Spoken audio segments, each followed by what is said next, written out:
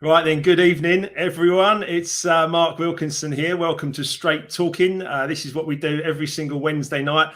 I've had some wonderful guests on Straight Talking over the past few months. I've had self-development leaders. I've had professional footballers. I've had famous DJs. I've had the Flying Records lot, part one and part two.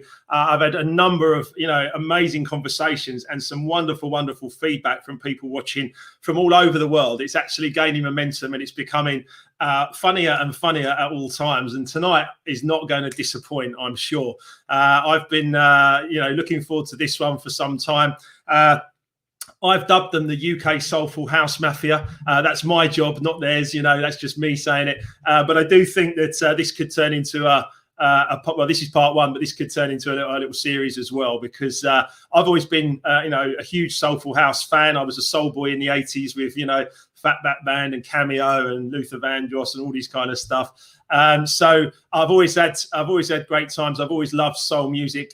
It's run through my veins for many years. Then we had that about a couple of years of acid house music. It was just all a lot of bleeps and a lot of noise, but we all enjoyed it for some reason. I don't know why. But then all of a sudden, as soon as bands like 10 City, Byron Stingley and Joe Smooth, Promised Land, and all these kind of like more soulful house records started to appear on the scene, I was uplifted and I was like, this is amazing. And we, obviously it was called garage and from the States and stuff like that. So it was always, that soulful sound was always running through my veins, and it's continued. I still do my DJ mixes on a Saturday night. And I love to play all my soulful tunes and remixes of old stuff and new tracks and everything else. So I'm really buzzing about having these three lads live with me tonight. It's going to be amazing. We've managed to pull them together from a few different corners of the UK and Europe. I'm going to be joined by Craig Bartlett from Cardiff. I'm going to be joined by Andy Ward, hailing from Birmingham, but sunning himself somewhere in Spain these days. I'm going to be joined by Lee Wright from Leeds as well. And obviously I'm going to go through everything with them, but I'm going to bring them in now because they're fantastic chaps. And I'm really looking forward to spending this next hour or 2 hours or however long it takes. As I believe Andy said, he's not under any time pressures, but Craig may be needing an early night. But let's see what happens. So let's bring out, here's Andy. Hello, Andy. How are you, mate? Good evening, sir. Good evening. Great to be here with you. Thank you, mate. Let's bring Craig. Is Craig? Hello, mate. You okay? Good evening. Lovely to see you both. Lovely. Thanks, man. Let's bring Lee. Last but not least. Hello, Lee. Evening, guys. How are you, mate? You okay? Yeah, all good. Excellent, great stuff. Well, as like I said, thanks. First of all, thanks very much for being here. We've got loads of people jumping in as well. So Jeff Jefferson, Jeff is saying looking forward to this with me, mate Andy. So that's good.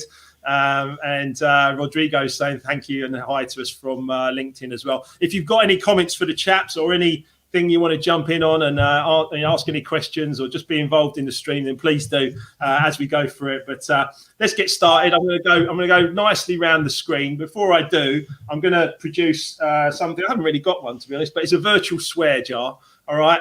And if there's any, look at Bartlett laughing. If there's any, there might be some kids watching and stuff like that. A pre-watershed here, right? So let's keep it real, yeah. I'll try my best. I'm not holding out much hope, to be honest. But anyway, it's fine. Look, let's do a quick fire round so some people get to know you straight away. Should we do that? Andy, do you want to go first? Fine. Yeah, they'll go around the tree. Fire. I'll go Andy, Craig, Lee. Right, okay. Name? Andy Ward. Age? Just turned 50. Congratulations, mate. Well, actually, I say just turned. It was 7 months ago. So nearly 51. Okay, fine. You look well, mate. You look well. I like Thank you. So, occupation right now? Dosser, to be honest. Brilliant. Semi-retired, yeah? Semi-retired Xbox gamer. And whenever I have to, I throw my hand to a little bit of graphic design. I'm actually a professional website hoster and developer because I did take care of your website at the beginning. Absolutely, mate. You did a wonderful job and I really appreciate it. You got me started on the journey. So thank you for that, mate. That's what I do for my sins. Well, mate, you're doing a great job. I know that. So, favourite track ever? Oh, something by Masters at Work. Nice. Do I have to give you a specific track No. title? No. Unless one jumps out at you straight away. Go. Song for My Brother. Okay, nice. Okay, what does it remind you of? It reminds me of being out and about with some of my favourite people in the world. Nice. Worst tune ever. Oh, the Birdie Song. Best DJ gig. The best DJ gig, Soul Heaven in Ibiza. Nice. Okay. I already know the answer to the next question. Worst DJ gig. Actually, I've had quite a few, but one that has to be up there is that gig in Portugal that everybody knows about. Well, you say that, but not everyone's going to know about it. So go on. Let's just before we rush off into that, the worst DJ gig. There's an amazing video that people can go and watch after this, right? Of you DJing in Portugal. Now, the video is called what on YouTube? Jesus Loves Andy Ward. He just loves Andy Ward. How did it get that name? Because the track that I'm playing is called Jesus Loves You. Oh, I see. And the gig, if you cast your mind back, it's actually in front of a church. Okay, in a courtyardy type thing, isn't it? In a courtyard, right in front of a church. And so that was the track that I opened the set with. And it is literally the worst gig I've ever seen. I mean, Amazing. It's Amazing. the worst gig I've ever seen. Oh, no, it's like, did you document that? Did you video that? I documented it all, yeah, because I knew exactly what was going to happen, and I was more than happy to shame myself, really. I think it's the worst DJ gig of all time, honestly. Because the other thing is, it's absolutely ram-packed. Yeah, it's absolutely packed, but nobody moves the muscle. Nobody moves. It's like statues. It's like Just looking at the church. I've no idea how you did it. I've never. You have to go back and watch the video again, because if I say so myself, the commentary that I did, the very basic video text, there's a guy that comes bouncing through the crowd, some drunken old guy, and it's just textbook village idiots. I have to say it's the worst gig I've ever seen, without a shadow of a doubt. And it's Good. It, when we got this together, it just popped into my head, and I went, "Oh yeah, remember that?" So yeah, everyone, I'm going to post it after this. Amazing. 30 years in the music industry, that's the legacy that I'm leaving. It's amazing. Brilliant. Right, Thank anyway, you. last DJ gig. Last DJ gig would have been a Vocal Booth Weekender. Oh, nice. Okay, yeah. How did you get into it? What was the question? Sorry, Mark. How did you get into it? How did you get into music, and what was the quick one? We'll come back to it more if we need to. Just purely I'd been clubbing from as long as I can remember, from, you mentioned about early soul in the 80s, going to the local youth centre, roller skating, ice skating, and then it progressed into house music. But I was a good few years into the scene before I actually ever had any idea I was going to be a DJ. Wow, amazing. Yeah. So we just, like many of us, I'm sure the other lads will share as well, but you start on the dance floor, don't you? You start Exactly. as a fan. You start as a fan, and all of a sudden you just grow into, what we'll talk about later, obviously the career and everything else. So, how did you get into part? Your first DJ idol? My first DJ idol, off the top of my head, I would say someone like Junior Vasquez. That's a surprise. Yeah. I wouldn't have thought about that necessarily. Okay. And actually, no. Can I change my question? Yeah. Because that would have been when I started DJing and started to get into like the deeper your soulful first sound. idol My first DJ idol would have been somebody like Carl Cox, the Free Deck Wizard. There you go. Okay, that's good. Yeah. Both amazing DJs, but yeah, I wanted to dig a bit deeper there. Right. So, favorite nightclub moment, memory, just quickly, and then we'll come on to more of it. Yeah, Soul Heaven in Ibiza, playing a record as the sun came up in El Divino. Just one of those, perfect moments. Spiritual, man. Yeah, I hear you. Yeah, pretty much. I hear you. Yeah, beautiful moments when the sun comes up in Ibiza, for sure. And then just quickly tell people something that most people don't know about you, Andy. I'm very shy, actually. I don't like. I really don't like being on camera, and I don't like being in the limelight. Craig, you're not having that, Craig, are you? Not having that at all. That's the truth. Craig. What I will say is that could be the truth. However, if you put Grey Goose into the equation, then the complete opposite is the truth. Yes, so Craig, Craig, before I come on to you, because I'm going to share a few people saying hello and stuff as well. Craig, before I come on to you, would you like to comment about either the lads' backgrounds and their what they've got going on? What they've got going on now, or what they had going on? No, I'm talking about the background of their. Their backgrounds. Yeah, I mean, when we did like a little pre for everyone that's watching now. Before we came on, very professional of Mark. We got us all together because my IT skills have been proven to not be the best, let's face it. So they wanted to just check I was up to speed. Their backgrounds come up with the most amazing record collections, nicely organised. You can see Andy's large microphone just at the bottom of his screen. You can't see Mark's because that's out the screen. Equally sizable. It's girth. It's got some girth, that one. Mine, however, is that big, as you can see. So I don't know what that sort of says about us. But their backgrounds, beautiful, lovely vinyl collections. I've lovingly taken the time for you, the wonderful people, to put up, these two beautiful pictures. And I've just realised you can't even see the top one. It took me ages, and that was a gift. It's a good try.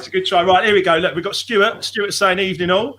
And we've got Steve Reed. Feel free to give some shouts when you recognise people here. We've got Conrad.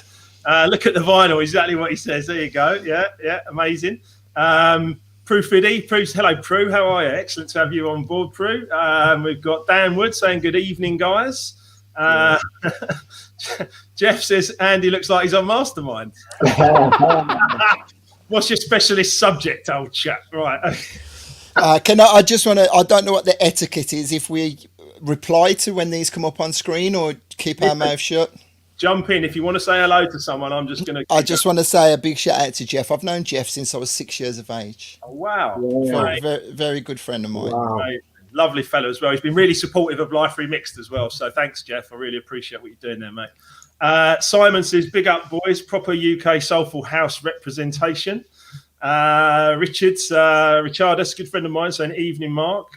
Paul Marshall, the same. Bob Povey says, hello, you old buggers. See, now, Mark, there's two people that should be on version 2. Okay, Bob, without a shadow of a doubt. They're an integral part of our UK-wide network. And without those guys, a lot of what happened in this country wouldn't have happened, if that makes sense. You know what I mean? Yeah, of course it does. Yeah, absolutely. And I think, this is an ongoing thing. I mean, the buzz around the 2 flying ones I've done and now you guys is actually wonderful. And we're helping a lot of people get through this lockdown and this kind of tough time, this weird time, which we'll touch on more later as well. But I think it's important for people to see us, we're all getting through this, better times will return, of course. So, yeah, absolutely, Craig. And thank you for saying that. And I'm more than happy to keep extending the love to the UK Soulful House Mafia, parts 2, 3, 4, 5, whatever we want. Yes. Yeah. Paul Foster saying good evening. Is he fuzzy? Lisa saying hello. We've got so many people here. It's amazing. Look at this. Very professional gamer. Love that. I don't know what you're talking about. I think he's talking about me, because this is my Xbox chair and this is my Xbox controller and headphones. Yeah. Okay. I was going to do the interview like this, like talking. Carry on. Yeah, carry on. No. Utter belly. Brilliant. Simon saying that your missus keeps you. I think he's talking to you, mate. Stuart saying, laughing about you being a dosser. Dan saying, favourite track ever is such a hard question. Mine changes every day. Yeah, absolutely. Agreed. Prue saying she remembers seeing the video. Emma's my wife has found Andy's worst ever DJ gig. Brilliant. Thank you, Emma. I'm proud of it. I'm super proud of it. You should be. It's so memorable. It's just the pits. And it's memorable. And we'll come on to it because I know it was kind of you began to feel that it was a bit at the beginning of the end, didn't you? It was kind of like exactly. Yes. So Michelle's just saying yo, brethren, I like that. That's good. And there's so many more that are all jumping in. Mark Johnson is just laughing his head off about you lot already. Hodden is saying hi everyone. Dave is saying how do everyone. Gareth Hopkins, hello gents. Yes. Gareth's here. Best resident in the country, without a shadow of a doubt. Amazing. Brilliant. And then great setup. What software are you using? Well, we're live on StreamYard at the moment. So that's all we use. We've got Errol Jones is saying, evening, guys. Lockdown legends we're getting called here. The list goes on. It's beautiful, right? Good evening, good vibes from Paige. Michael Hall. Hi, Mike. Had Craig and Andy over to Mr. Mike. Had Craig, Andy, and over to Switzerland back in the day. Good to see you guys. Wait to hear from you. What an absolute legend. Without a doubt. Honestly, I didn't realise how influential that English fella had in a country that he moved to. A bit like Andy in Spain is now, good friends. Did you know he's from Birmingham as well? He's from Birmingham. And I tell you what, quickly, and I know this is Andy's little bit, I played for Mr. Mike in a place called the Wankdorf. And I'm not swearing. That was a club called the Wankdorf near the Wankdorf Stadium. So, Mr. Mike, big up to you. You are, without doubt, an amazing gentleman. And I'm so grateful of all the gigs you gave me, not just in Switzerland, but all over the world. I'm guessing he couldn't find anyone else because he asked me. So I'm very thankful, because that guy, honest to God, he was bigger. I would say he was bigger than Pete Tong was in the UK in Switzerland for what he was doing. And he was promoting soulful house music to predominantly a country that was into, before it was called EDM, I don't know what it was called, just Carl Cox House or whatever. Got a message for you. He's got a message for you. There you go. I love that. Yeah, big up Mr. Mike without a shadow of a doubt. I'll be honest, the Wankdorf is almost like when we came to Cardiff and we got lost and looked for Penarth Road. I mean, it's a similar kind of vibe. Brilliant. Right? Anyway, Errol's saying Brummie's rule. It's a Brummie takeover at the minute. That's fine. It's wonderful. Someone's saying about Stuart's saying about your T-shirt, Lee. What's your T-shirt got written on there? Your T-shirt there, Soulful. Oh, there we go. Look at that. That's a beautiful self-promotion. Lovely. Soulful House DJs. I love that. Are they available for purchase? Yeah, I think we're working on it. I might have to have one of those, to be honest. Andy's saying enjoying the chat and the banter already, and we're only just getting started, which is amazing. We've got so many messages coming in, guys. It's wonderful. It's so nice to see so many people joining us. It's excellent. So look, onwards and upwards. Right. So Craig, let's come to you. Let's just clear the screen there for a minute. Hold on. I'm not sure what's going on here. Get that right, Craig. Quick fire round for you, Craig. Right. Easy start with an easy one, mate. Name. Craig Bartlett. Age. 52. Never. I know. Clean shaven, because my wife did say if you go on with white bristles, you'll look older, and Andy will look better than you. So I have to make it effort. Right, well done. Thanks for having a shave. Big up for having a shave, mate. Thank you. Right. Helen, you know the score. Yeah, it's effortless. It's effortless for you, all isn't it? Right. Occupation right now, Craig? I'm a youth worker. Oh, nice. I didn't know that. What are you doing there? I work in Cardiff Council with all the young people that get excluded from school, that have problems, barriers and difficulties to engagement, whether it's from childhood experiences, they're called ACEs, not to get all technical, or just don't like school and school isn't for them. So we just try and give them opportunities, take them out, do stuff, alternative curriculum, just get them interested in something. And it started through teaching young people to DJ back a few years ago, and it's just naturally progressed from there. I had a bit of a kinship with young people. The trauma recovery model says you get into it with them, you understand it, you don't get down to their level, you just be like them, and it just works, and I love it, to be fair. Well, that's amazing, Craig. And obviously with Life Remixed, I'm hoping to reach, kids with addictions and stuff like that, because I believe that I can help them too. And I'd love to talk to you about that separately. Yeah, sure.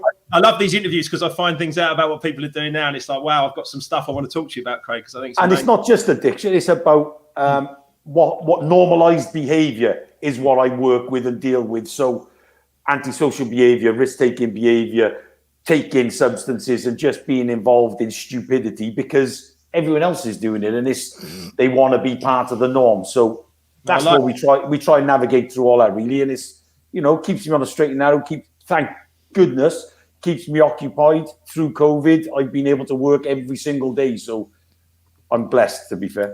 That's amazing, mate. And I love what you're doing now. It's really wonderful. We've got Wisey's here. Craig. Remember DJ Wisey? Craig's here. So, Craig. Yeah. Cool. That's excellent. So where was I there? Okay, so that was occupation. Right, okay. Favourite track ever? Again, like everybody, it changes daily, but one I always come back to, Earth, Wind and Fire, Fantasy. Nice. Yeah, I like that, mate. I like that. What does it remind you of? That's it. It's a fantastical, it can be whatever it wants to be, can't it? It just takes you somewhere where you're currently not. And I love that idea. Teenage discos when we were out. Yeah. I like that, mate. That's really cool. Okay, worst tune ever. I might change this question actually. Perhaps the worst tune you've ever played. That might be. Or bought, yeah. Or bought, yeah. Worst tune ever. Anything by Ellie Goulding. I can't stand her. Absolutely, bless her. She might be lovely. I've never met her. Yeah. She drives me insane. I want to smash the telly when it comes on or the radio. So that's that remix. Sorry, Ellie. That's that remix opportunity out the window. Right. Anyway. Right, okay. Best DJ gig, Craig? I probably the Ferrari Grand Prix party at the Abu Dhabi Grand Prix. Oh. Boom, have that. Goldie, have that. I'll give you that one. That's a beauty. All right. So yeah, we can have that one as the best one. What would be the worst one?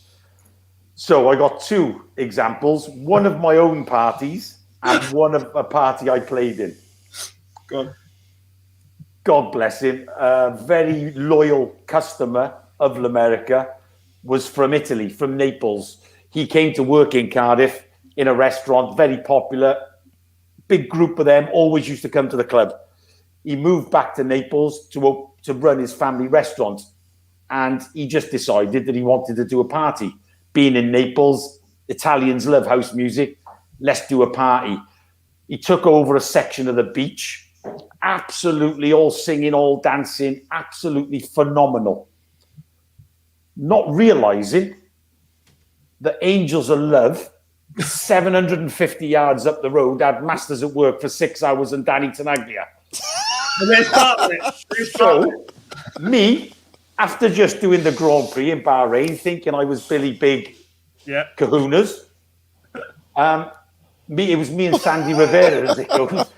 But he was selling tickets, he'd sold tickets. But what had actually happened, and we found out later, the people that run Angels of Love are a certain type of character. Okay. And they sort of advised anybody going to any other parties that it wouldn't be a good idea. And they'd either need to go to their party or not go out. So needless to say, at this very lavish beach party, there was me, Sandy Rivera, my wife, the fella's girlfriend, the sound engineers, and the bar staff. I was going to say that was the bar staff. And that was it, bless him. But then, thankfully, his security team turned up, which really gave me a bit of a boost in confidence because they were all armed. Having it. They were all armed and they were like, it's okay, we're here for you and your security. And so that was the worst one I've ever played for a variety of reasons. The worst gig I've ever put on. At the height of America, we took over a basement club that was open all night just because overspill after clubs. So every time we did America, we could go on and on and on, you know, charge more money, do whatever, get more people and have more fun. So we just thought we were invincible. Yeah. And I had this crazy idea, and it's still to this day, why I even thought of it is just beyond me. We always used to do Boxing Day and New Year's Eve, 2 massive nights.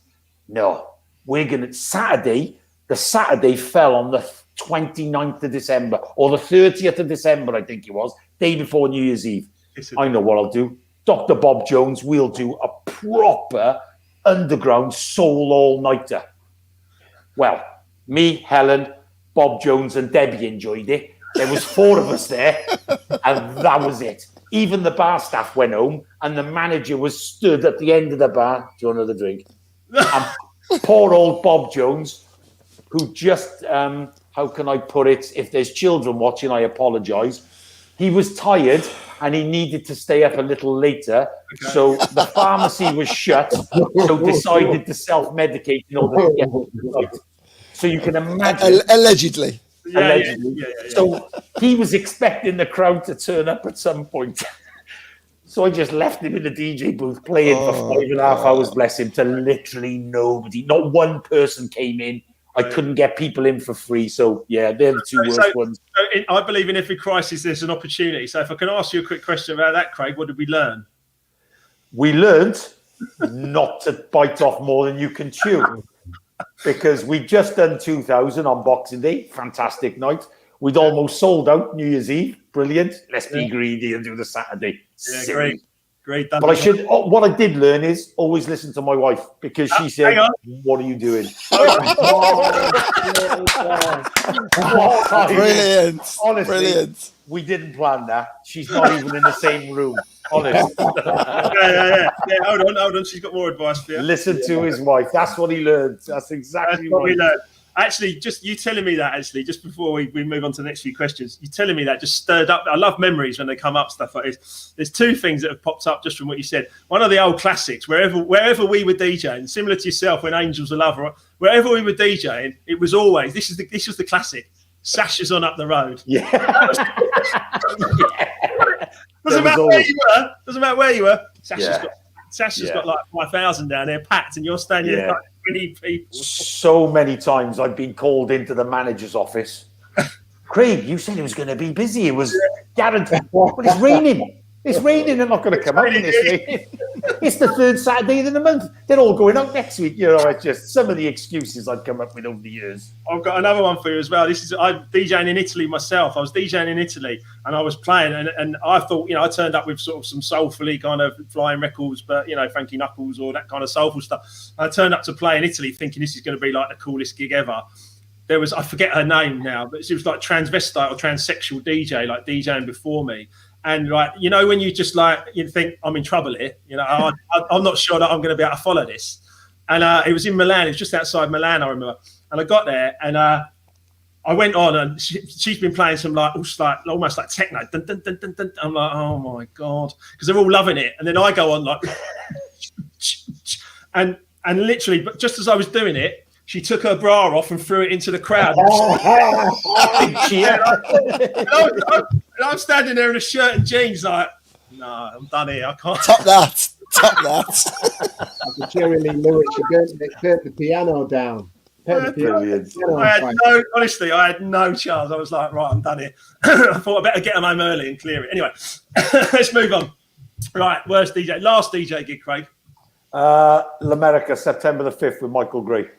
Oh, nice. So during we did like a we did social distancing events, because obviously I was supposed to do an event last March.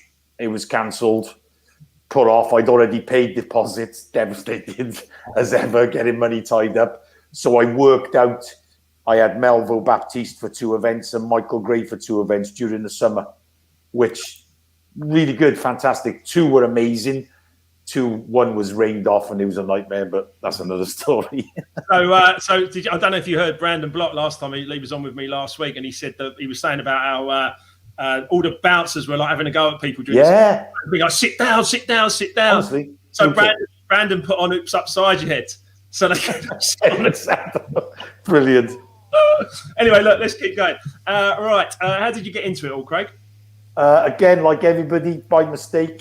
Accident. A friend of mine was running a pub in Paddington, was quite cool because he was living and working in London, came home, already had a set of decks, Cytronic belt drives in a flight case. I had 2 of them.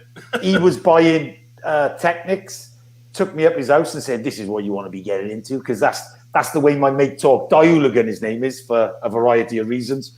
And he'd say, that's what you want to do. Get into this, son. That's what you want to do. So I bought them off him and started buying ridiculous records. A lot of them from Flying Records initially. Sorry about that. Italo House section was massive at the time until I found my pathway. So yeah, by mistake really. And then, as you do through your contacts, you sort of meander your way through getting the first opportunity to play, really. Yeah, nice. And so your first DJ idol? I'd probably have to say Paul Trouble Anderson, because I was obsessed with getting his mix shows, and we would get tapes and we would be looking for the track listings. And I had a couple of friends that could manage and get them for me. So I'd probably say him, really, to be honest. Yeah, and R.I.P. as well. Yeah. Yeah, definitely. Amazing DJ, and also I never knew this, but also a fantastic. Like he was on those like disco dancing shows and stuff like that in the like outstanding dancer and footballer. Wow, I didn't know that. Okay, yeah. Professional football. He played for Tottenham, I think, didn't he? He's at Tottenham. I didn't know that, but I knew he was like almost like semi-professional or professional. Yeah, I think so. He had a professional contract. I'm sure he did as a young'un. Yeah. Amazing. So, and a little fact: spent my second wedding anniversary in the loft. Nice. Yes. Yeah. On a Wednesday night, lovely. And how long have you two been married, you and Helen? 26 years. Congratulations. Actually, Andy as well. Hang on, you and Michelle have been married for getting up there, haven't you? 23 years now. We've been married, have we? Oh, I don't know. Impressive. Yeah, 23 years. We've been together for Michelle's 30 years. Andy, have a drink for that, mate. Yeah. Right, so let's keep going. So, favourite nightclub, Craig, moments, memories, anything? Italian music conference, met Junior Vasquez in the lift and was starstruck and couldn't speak to him. I'm not sure whether it was because he had one of those white vests on, like Andy wears as well. But I couldn't speak to him in the lift. It was amazing just to see a fella that had created his own scene. I bought every single one of his records and remixes, even all the bad ones, because I was consumed by that. But DJ-wise, again, in the Italian Music Conference, Michael Watford live, my wife who's watching, he sang For You. Was that in the town square? In the open square thing? Yeah, she's up on stage doing all the actions to him singing. It was the most hysterical thing and the fondest memory I have in nightclubbing. But as a DJ, I played at the opening of Pasha in Búzios in Brazil. Wow. And Giselle, the model, came into the DJ booth, tapped me on the shoulder and said, "Hey, I like your style." Oh, and I loved that. That was just fantastic. I bet you dined He'll be drinking on that one. Love it. I bet he's dined out. I bet he's dined out for years. That one. Yeah, fantastic. That was a big one. He's been waiting for this interview for a long time, I'm sure, just to be able to build that one out. Actually, I've got a message for Andy and Lee here as well. Here we go. What's all that about? Julia, good friend of mine, Julia's got a vinyl envy for you two boys. There you go. Look at that. Wow. And here's a message from Dan. He says, "Learning on those crappy belt drives means you can play on anything." Yes. Damn right. Right, absolutely right. Right. Okay. Tell people something that most people don't know about you. Well, to be fair, I think you've done that with your career. But is there anything else you want to say? I'm a very likable chap, even though my persona sometimes comes across as I'm a bit of an angry, arrogant gentleman, but I'm honestly not. I think you're a lovely fellow. I mean, you're a big company there, Craig. Right, let's keep going. Right, excellent. Right, Lee, last but by no means least. Let's go for the quick fire round. Right, name. Lee, right. Age. Not quite 50 yet, so I just had a birthday this last time, so we've got one more until to the big one. Yeah, I mean they took away my 50th was just in September, so they took that away as a party time anyway. So I'm saving it up. You never know. I might get a 50th on the 2nd of September just before I tip into the right, occupation now, Lee. What are you doing? Still spinning, although the crowds are not what they were, and I've got a venue, but everything's closed at the moment. So this is just where we're at. Yeah. You're not. It's not just you, my man. It's not just you. Right. Well, your favourite track ever, Lee? I like Odyssey Inside. I think I don't know why. I like the bass in it. It's just a tune that I like. Lovely, good man. What does it remind you of particularly? Just that era. My sister, they listened to that style, and I was a bit younger and just sort of thinking, wow, if this is what everybody's going crazy for, and they're running the gauntlet every weekend to get out to this club, because my dad was a bit anti the clubbing. I thought, okay, well, if this is what it's about, I've got to get my head around it. So yeah, Odyssey Inside Out. Worst. I'm going to change the question. Worst tune you've ever bought or played? Oh, pass on that one. There's been that many good ones. I thought I was going to get the original question. I was going to go with something like, I don't know, Shut Up in Your Face, or Grandma, We Love You, or something like that. What? Sacrilege, Grandma, We Love You. Yes, best DJ gig, Lee. I think I wasn't booked to play it. It was Norman J was booked to play it, and it was in Coup. But he just sort of went, just being the guy that he was, he just sort of said, you know, come up and do a bit. And then I played for like an hour, but it was big in there. You needed big music to play in that main room. So, you know, did my thing and I was happy for the moment. Worst DJ gig, Lee. Oh, man, too many where you it was not that so much. It's more like you've gone down to the venue. I think there was maybe one in Coventry. We went to the venue and you're thinking it's going to be, but when you go into a town doing a promotion and the promoters from that city have their own club, so you're kind of trying to do something in someone else's city, and then we sold all the tickets. It was going to be busy, and you get in there and it's literally just that's a classic. That's a classic promoter when you're driving like 3 hours to get to a gig. Yeah, we've sold out. You get there, it's like, no, you haven't. Yeah. But I wrote down, just as you were saying that, I wrote down, it's not all glamour, is it? Let's be honest. Between all four of us, it's not all glamour, is it?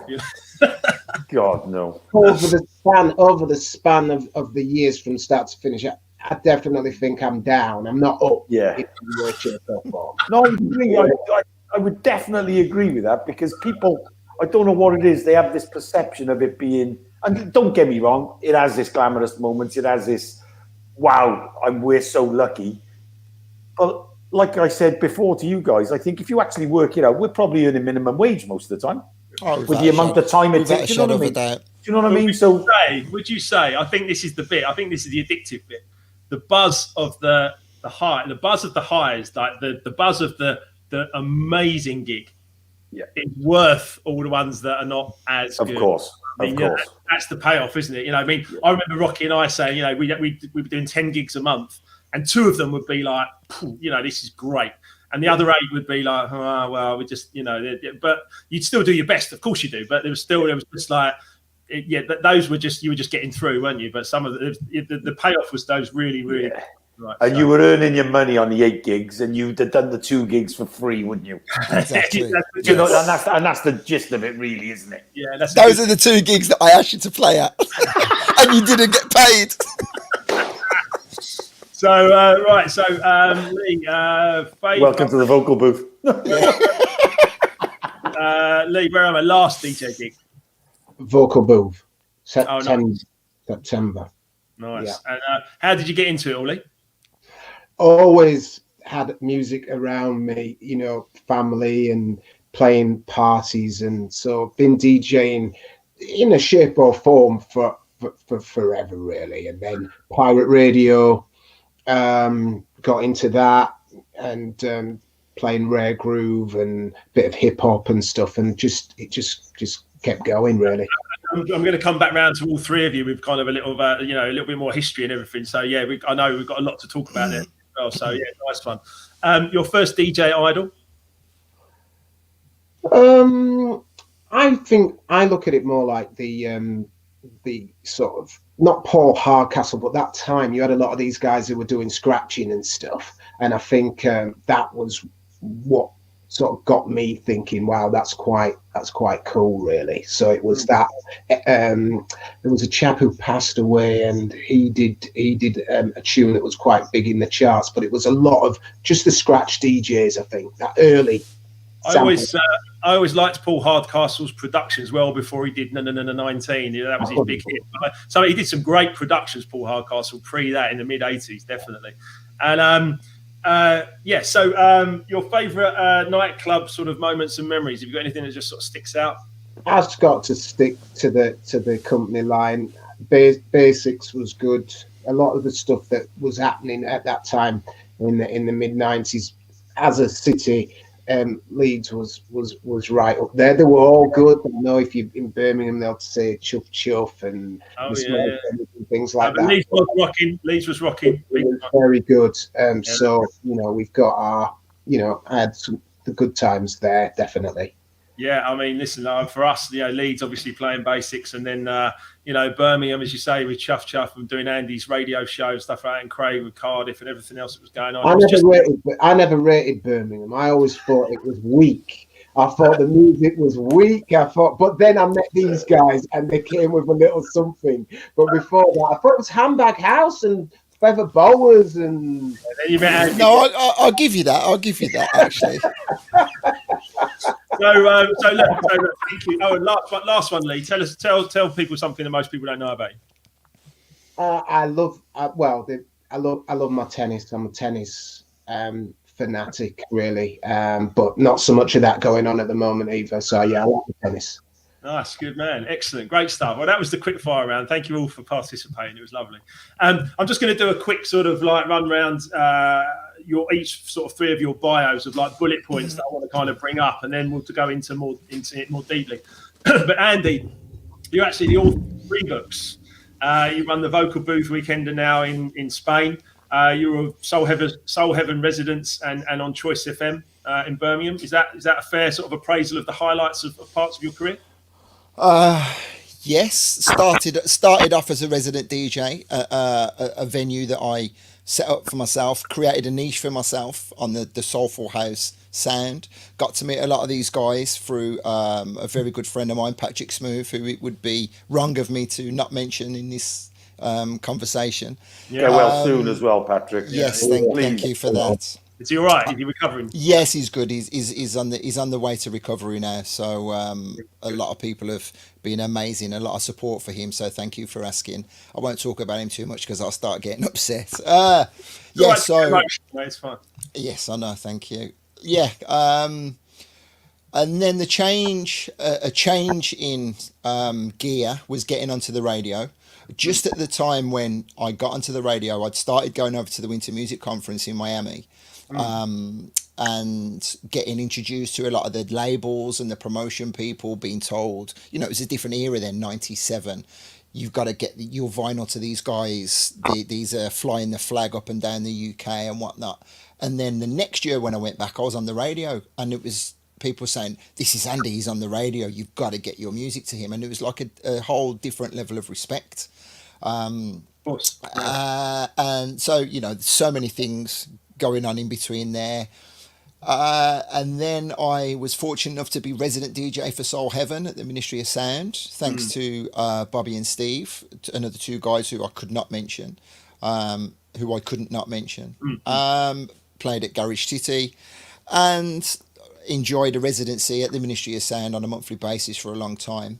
In the middle of all of that as well, I started producing, and I just remembered I had a couple. I had a couple of good records that then elevated me to be able to fly all around the world as the headline DJ. But I want you to explain them a bit more. Come on, a bit more. Okay, so yeah, we made a record. Myself and a guy called Timmy Vegas, Paul Timothy. We created Soul Central, and we were working 5 days a week in his loft, making really good, deep, soulful house music. One of my proudest moments is a track called Song for Sharma. Timmy Vegas is the musician that put it all together.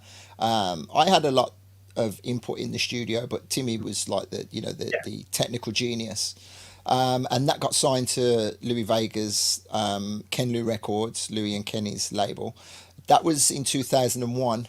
We also made a remake of Strings of Life, which we put out on a white label and it did okay.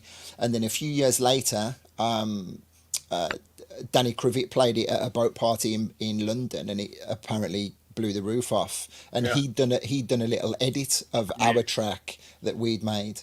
And then it just went on to be like a massive Ibiza anthem. It got signed to Defected Records. Yeah, I mean, there were some amazing remixes of that, including Mark Knight's and Martijn ten Velden's remix is huge. I mean, 10 minutes of like Strings of Life with huge pianos and everything else, yeah, under the name Soul Central for you. Yeah, I mean, huge, absolutely huge. Yeah, so that gave me another impetus to get me around the world DJing in the bigger clubs and whatnot. But I didn't really enjoy that part of my DJing, if I'm honest. I was always happier playing with my friends here in their clubs, in the back rooms, in the smaller underground clubs, playing to people. And then I found myself going to like Russia or Indonesia playing to 2,000 people. They didn't have the faintest idea who I was. They didn't know what music I played. They just liked having the soundtrack Strings of Life on the advert for the night on the radio, and it was simple as that. So coming back to what Lee said, sorry to cut you off, what Lee said, you know, most of my gigs I didn't enjoy them. I really didn't enjoy them. And also, yeah, the one's the best one. Yeah, exactly. That was you know the beginning of the end. But going back to what Lee was saying, the gigs, because we were around in an era, as so many other people were. The club sound systems were useless. The clubs were useless. The facilities were rubbish. Now everything's got moved on so much. It's so much better. It's difficult for people to understand just how rubbish things were back then. I always got a thing. I put it in Live Remixed actually. I've always got a thing that you could tell when you walked into a club what the venue owner was into. If you walked in and the sound was warm and you know the music sounded good, and you were like, well, this club owner clearly, or this bar owner's club owner clearly loves music. But if you went in there and it was like tin pot, kind of like, and you're like, oh no, it was like, you know, that club owner loved money and alcohol.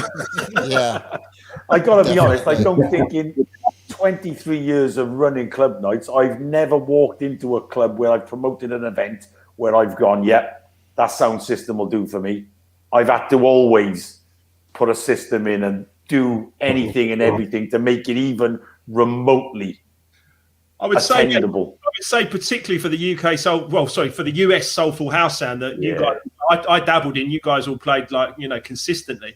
But for that US soulful house sound, the first time I stood in the middle of the main room of Ministry of Sound in like 1991, 92, and like, you know, these amazing DJs from Burt Bevans to all kinds of DJs that were in there playing some amazing sounds. And I stood in the middle and I just heard US house like I'd never heard it before. And it just blew me away. I was like, this is perfection. This music on this system in this room. I was like, I'm all in, you know. Yeah. And that's what it was designed for, wasn't it?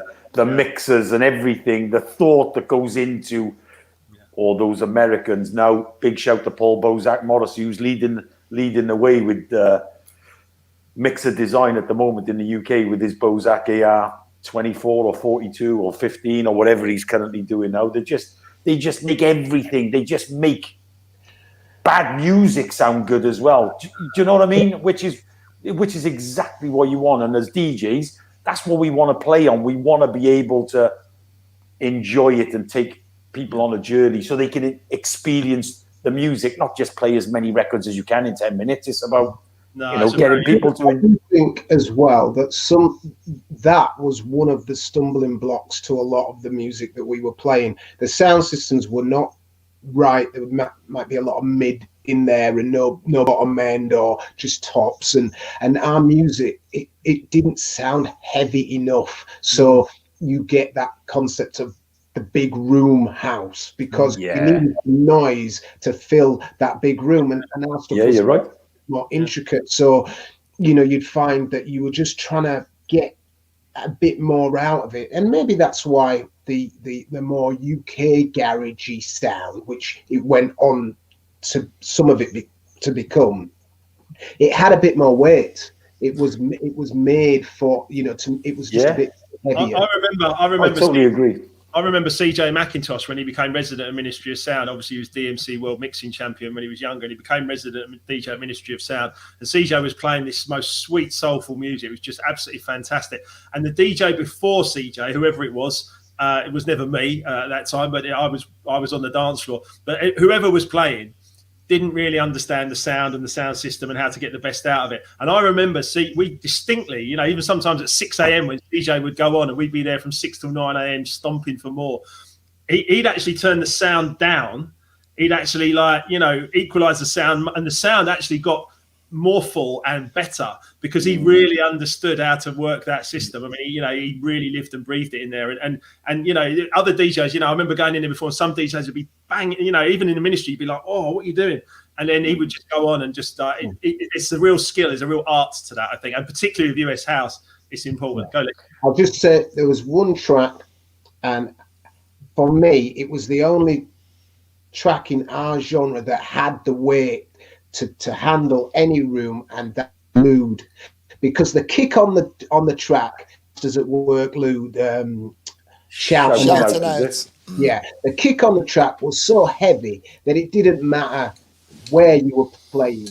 It could hold out. It could hold up. So I think you're right. Sorry, the key to all our success, which is probably a real golden thread to everybody, we were all like second room or warm-up DJs, because we were the ones that understood to set the scene, and we all did really, really well. And that's how America happened. I was a resident in a back room and I just thought, no, I want to try and give a bit more exposure to this. And, battled with exactly what Lee's talking about, trying to get that nice, soft, warm, rich sound into a big room was probably a massive challenge, and hence why it's not as big as techno or I think handbag house. Serving taste, but it's that soulful sound. For me, just so uplifting. So look, we go back to a few more messages. Sean, you've got a DJ gig coming up. Sean says, of course I will, Sean. You know that. So it looks like you've got a new gig going here. I got one gig this year anyway. Thanks God for that. Dan's giving it Inside Out is an absolute classic. There you go. We've all been in, Sean saying as well, we've all been in lockdown for too long. This show is really, really refreshing. Pakshay is saying, good evening, gents. Janet Nash is saying, thank you guys for giving up your time through lockdown to keep us entertained. And we're going to be here just for as long as you need us, people. I'm just, the messages just go, oh, Jeff saying Marco Polo in Birmingham. I know you mentioned that, Craig, didn't you, before? Well, no, that was Andy's stomping ground. I can remember stumbling out of there. Let's just say it wasn't the most appropriate time of day. Simon's got Tony Humphreys in the middle of that main room at MOS early 90s. Yeah, that was incredible. Totally agree. Ministry 91 was incredible. Yeah, absolutely. US Garage on the Ministry system is still a rare piece of heaven. Yeah, you're absolutely right, Gareth. And let's all get together. Let's all collect together and actually do something. Where we do a little takeover and have a little reminisce. That'd be amazing, won't it? Neil saying Bristol. He's giving up Bristol. Paul Bozak Morris saying, big up Soul Gravy. Big up Soul Gravy. We've got Frankie Fonset playing Ministry from Dan. Yeah, big time. That was amazing. Let's read this. Neil Rose saying Sean McCabe is the best man to have in the house when it's coming to setting up your system. Andy was good at that in the Ministry, working the system. There you go, Andy. You're getting some big ups there. Thank you, Simon. Claire saying, hey guys. Hi, Claire. Great to have you here. Me and Claire and we all used to be big CJ fans, and we'd all collect at early hours to listen to CJ, which is good. Chris Williams saying, "What's up, boys?" Yes, Chrissy boy. Big up Chris. Big up Chris. Garage City. There we go. What a blast from the past. And then we got Dean Shepherd saying, "Evening all." We've got Dan. Easy, Dino. Dan Waterman. Yeah. Sorry, there's Dan Waterman. Yeah. There he is. Yes. Yeah. So easy fella. Yeah, there you go. I used to love Reading. I used to love going to Reading. Mainly, the Oracle was amazing. Yeah. That little beautiful, amazing. Fantastic club. We've got JK. Greetings from Belfast. Hi, Jay. Yes, Jay. Mate, that's amazing. It's amazing. So look, there we go. Loads of people watching. It's great vibes, and it's Wednesday evening. And the good times will continue. So yeah, Andy, thank you for sharing those nuggets and that, mate. It was excellent. And Craig will come around the screen. So Craig, obviously 24 years at L'America. It's 23 actually. I've never been good at maths. So 1998 we started. 2021 is 23 years. You led me up the garden path. Sorry, that's my mistake. I'm joking. So 23 years, and of course the record shop, which wasn't called the Bluebirds. That's something different. Whoosh Records. Whoosh Records, Cardiff. How many years was that for? We started that with Sean's fine husband of a man, Mike. Big up Mike, who's watching. Couldn't have done it without you and the boys. It was a collective of like-minded individuals. 1993, we sort of came up with the idea. And the shop opened early 94 and ran towards the end of 98, early 99. So just under 5 years. And like us at Flying, did you ever earn any money out of that? Or was that just... No, went bankrupt. Yeah, but I mean, actually on week by week, you never earned any money out of it. Never. Because we had this fantastic idea of opening a record shop. Everyone's going to buy loads of records. And to be fair, the record shop was doing really, really, really well. So the boys, there was me, Mike, Wayne Moore. If you're watching, mate, he's living in Italy, living the dream. Absolutely amazing. And another good friend of ours, Mark Taylor. We wanted to open a clothes shop. Now, just to picture the scene and going off kilter a little bit, Cardiff wasn't really that well known at the time for one, US house music, or high class, very expensive fashion. Okay, so what do? We open up the most expensive clothes shop in the whole of the Southwest, selling shoes that retailed from 200 up to 500 quid, coats for £1,000, £2,000. Vivian Westwood, first time in South Wales. Myself and Helen getting all excited in the buyers department, in the shop, you know, the special where you get to see next season's.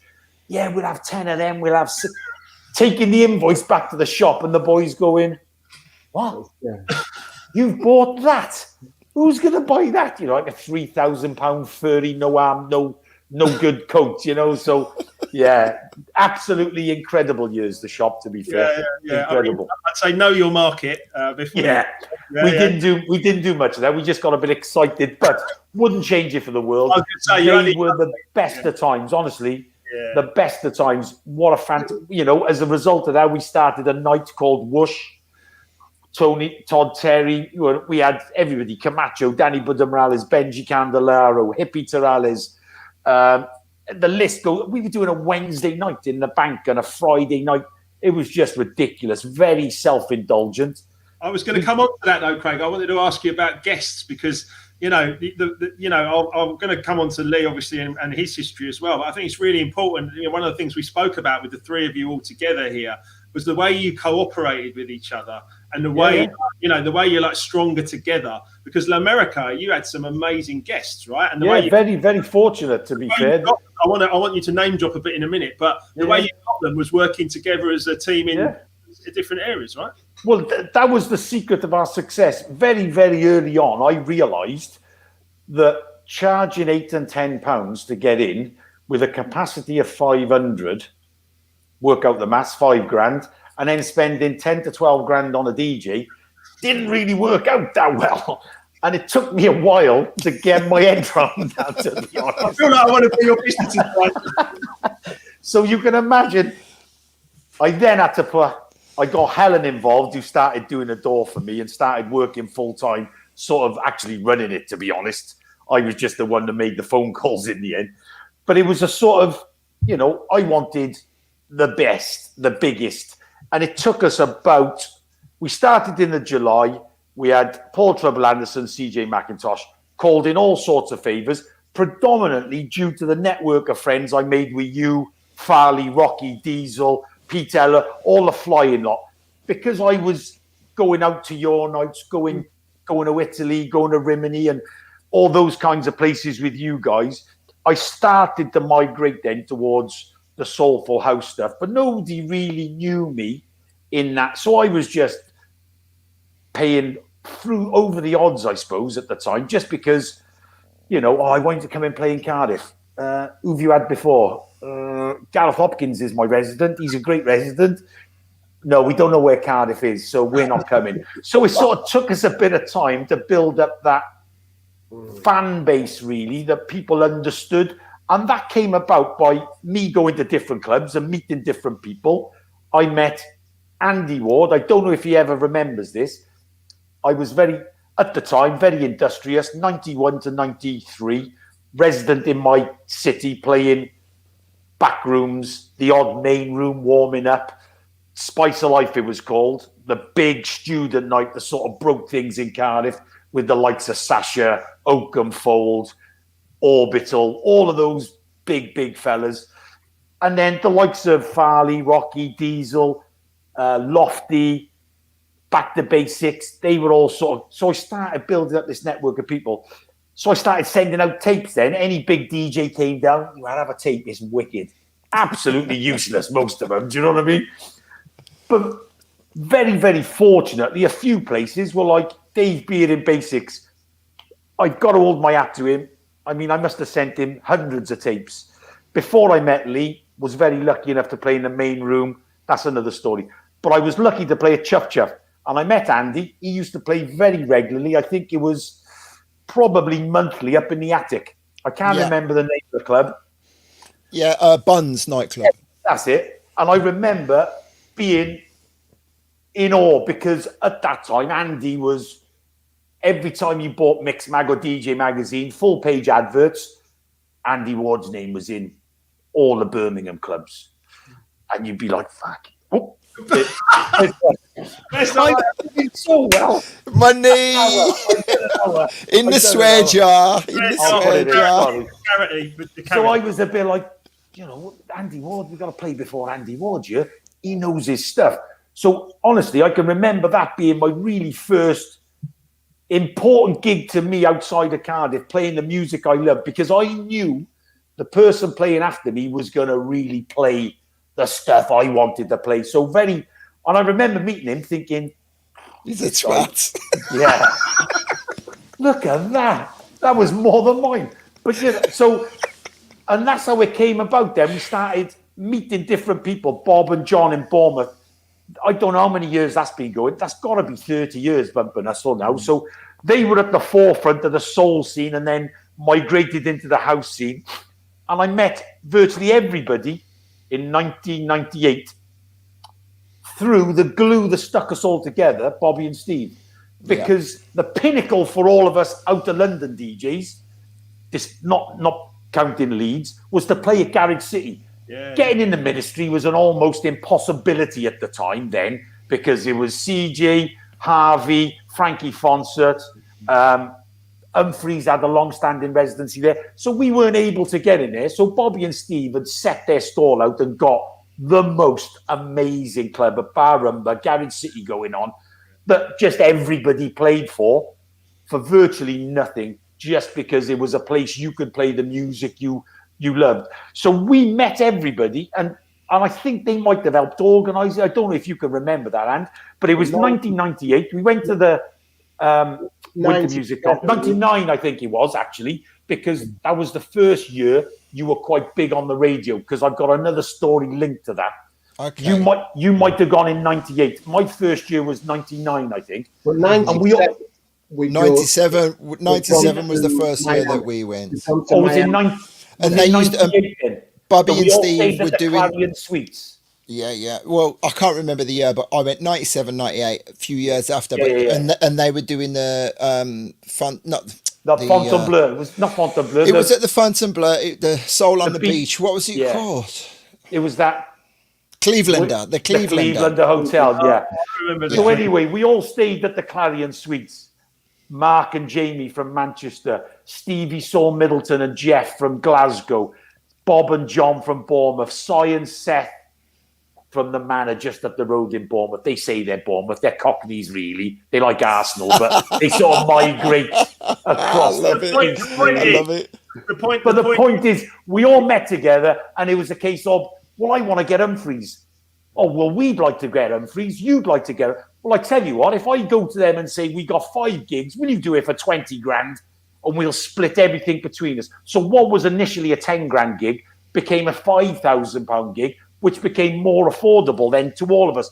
And that network then, we started swapping with each other. And that's how I met Lee in Miami. knew he was the resident of Basics, and I sort of, come on, Lee, come and play for me in Cardiff. I'll pay you X amount. Any chance of a gig in Basics? Yeah, I run the room. And that's how each and every one of us sort of got to the stature that we got. So let's come on to that, because Lee, obviously, Lee's history, Basics, pleasure rooms, 3 years at least resident, maybe more. Hard Times, you played there a lot. Kiss, obviously, which migrated to Galaxy 105. And then, of course, your relationship with Dave Beer, and how did you actually end up getting into, tell us a little story about how you ended up getting into the residency at Back to Basics with Dave. Well, the club that they had before was the Music Factory, and that was in the middle floor. It was what they were calling progressive house, I think was the sound, and then they had the techno floor, and upstairs they just played a little bit of everything, punk to funk, I think he called it. So some Dave Durrell and guys like that play up on that top floor. But once they left that club and went to the pleasure rooms, there was an extra space, there was an extra floor, and it was closed at first because it had a little bit, I don't think it was bigger, but it had a different, I just don't think he was sure whether or not they would all come up the road, because the Music Factory still was open, but new promoters, I think Hard Times even might have gone in there at that point, so he wasn't sure on the numbers. So, but anyway, I was sending tapes, and I'd played a few times at the Music Factory. And I says, listen, I've got this music, and I think that we can do something with it. And he was like, well, it's not any different to any other music, And I says, no, it's a little bit different. I'm telling you, give it a go.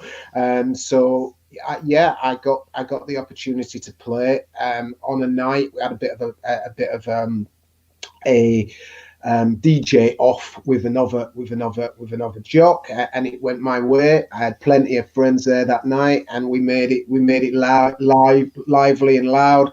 And he said, yeah, you're the man. So I got the nod, and I was very lucky because I was just able to do my own thing. So I mean, at this point, it is one of the biggest clubs in the country, and it's got a bit of an attitude to it. They prided themselves on really being about the music. There was the antics, but the music, and so to be able to just say, yeah, I'll run the room, and then reach out, and he's doing his thing, and Craig and yeah, Bobby and Steve, Bob and John, and it was just and even like a lot of the DJs like the Phil Ashers, Roberto Mellos, and anyone really. I'd just say if you had it, Deli G, if you had it, let's do it. And it was, I wanted it to be as near to the loft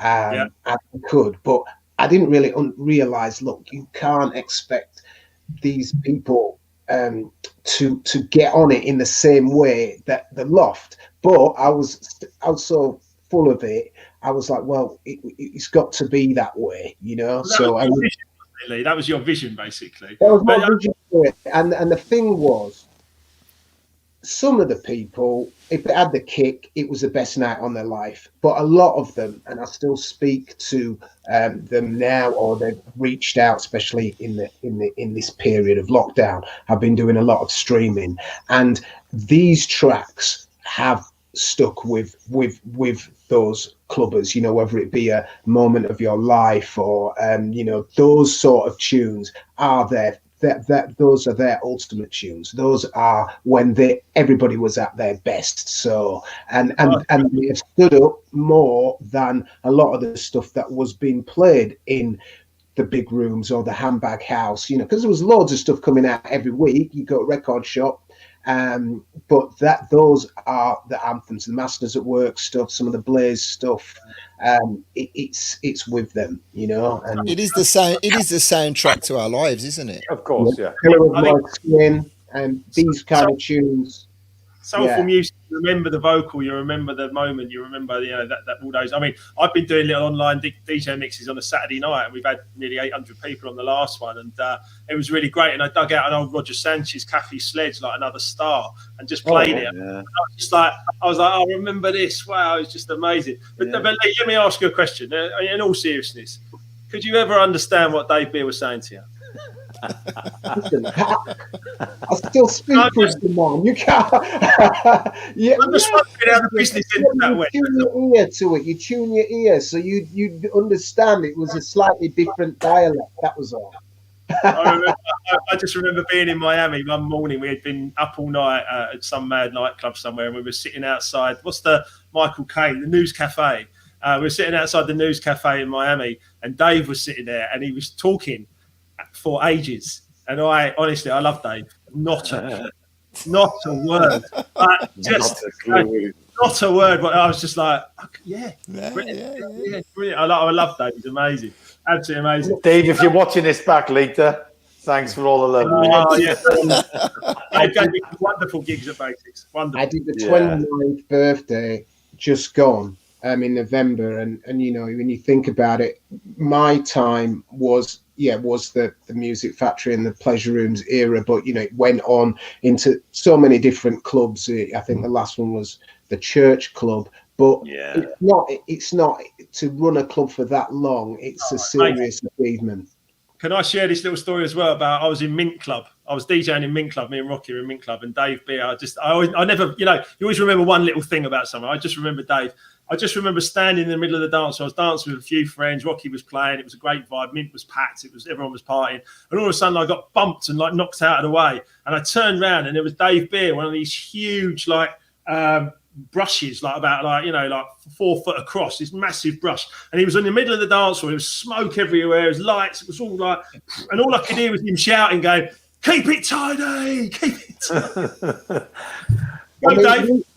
We were very fortunate on so many levels. You know, you go to the record shop on a Saturday, my bag was full because it was the music that nobody else really wanted, you know. So the distributor would come and there'd be all of that stuff that we think is now, you know, the gems. Those were there, but not that many people really wanted that music. They wanted, I don't know, whatever Jeremy Healy was playing or whatever at the time. Yeah. So we were fortunate with that. We were fortunate because we were in at the beginning, you know, those Americans who then went on to be stars like, you know, Eric Murillo or whatever, for that period of 2 to 3 years, that was our scene. They did go on to be big to the point where they weren't returning your calls, but for that period, we rolled together. So we were just very fortunate. It just came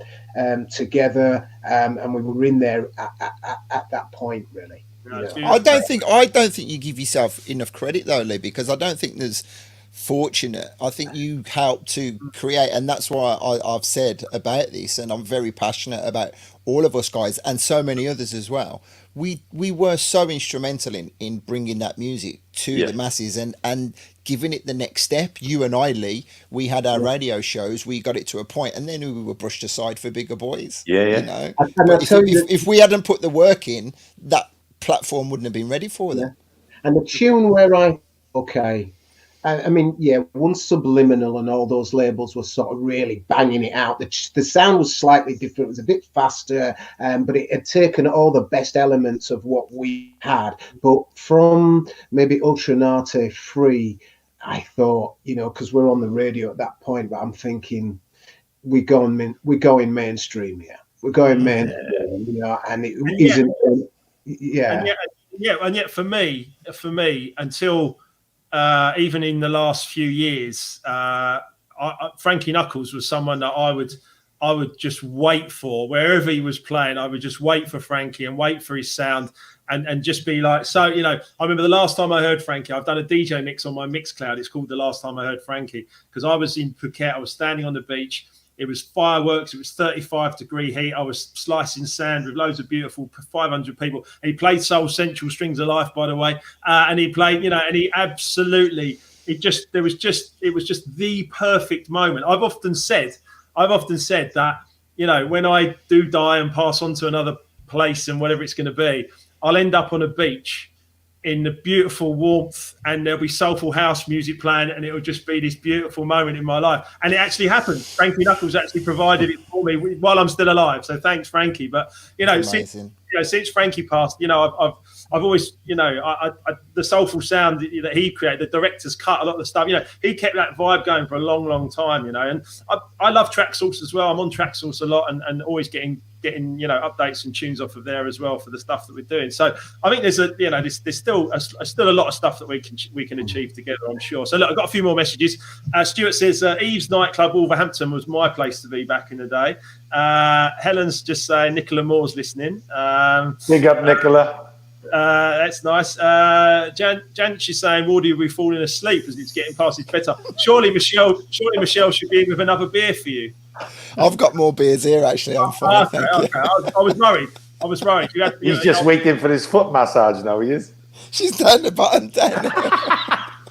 Leave it. Stop it. Right, leave it. So Chris says, had one of my best nights partying with Andy and Timmy in Miami at the Naked Music Party on Nikki Beach. You got any memories of that, Andy? Yeah, totally amazing memories being with Chris Williams and Chrissy T as well. Garage, two of the finest guys alongside Rupert from Garage City. I specifically remember the party because it wasn't Meeks.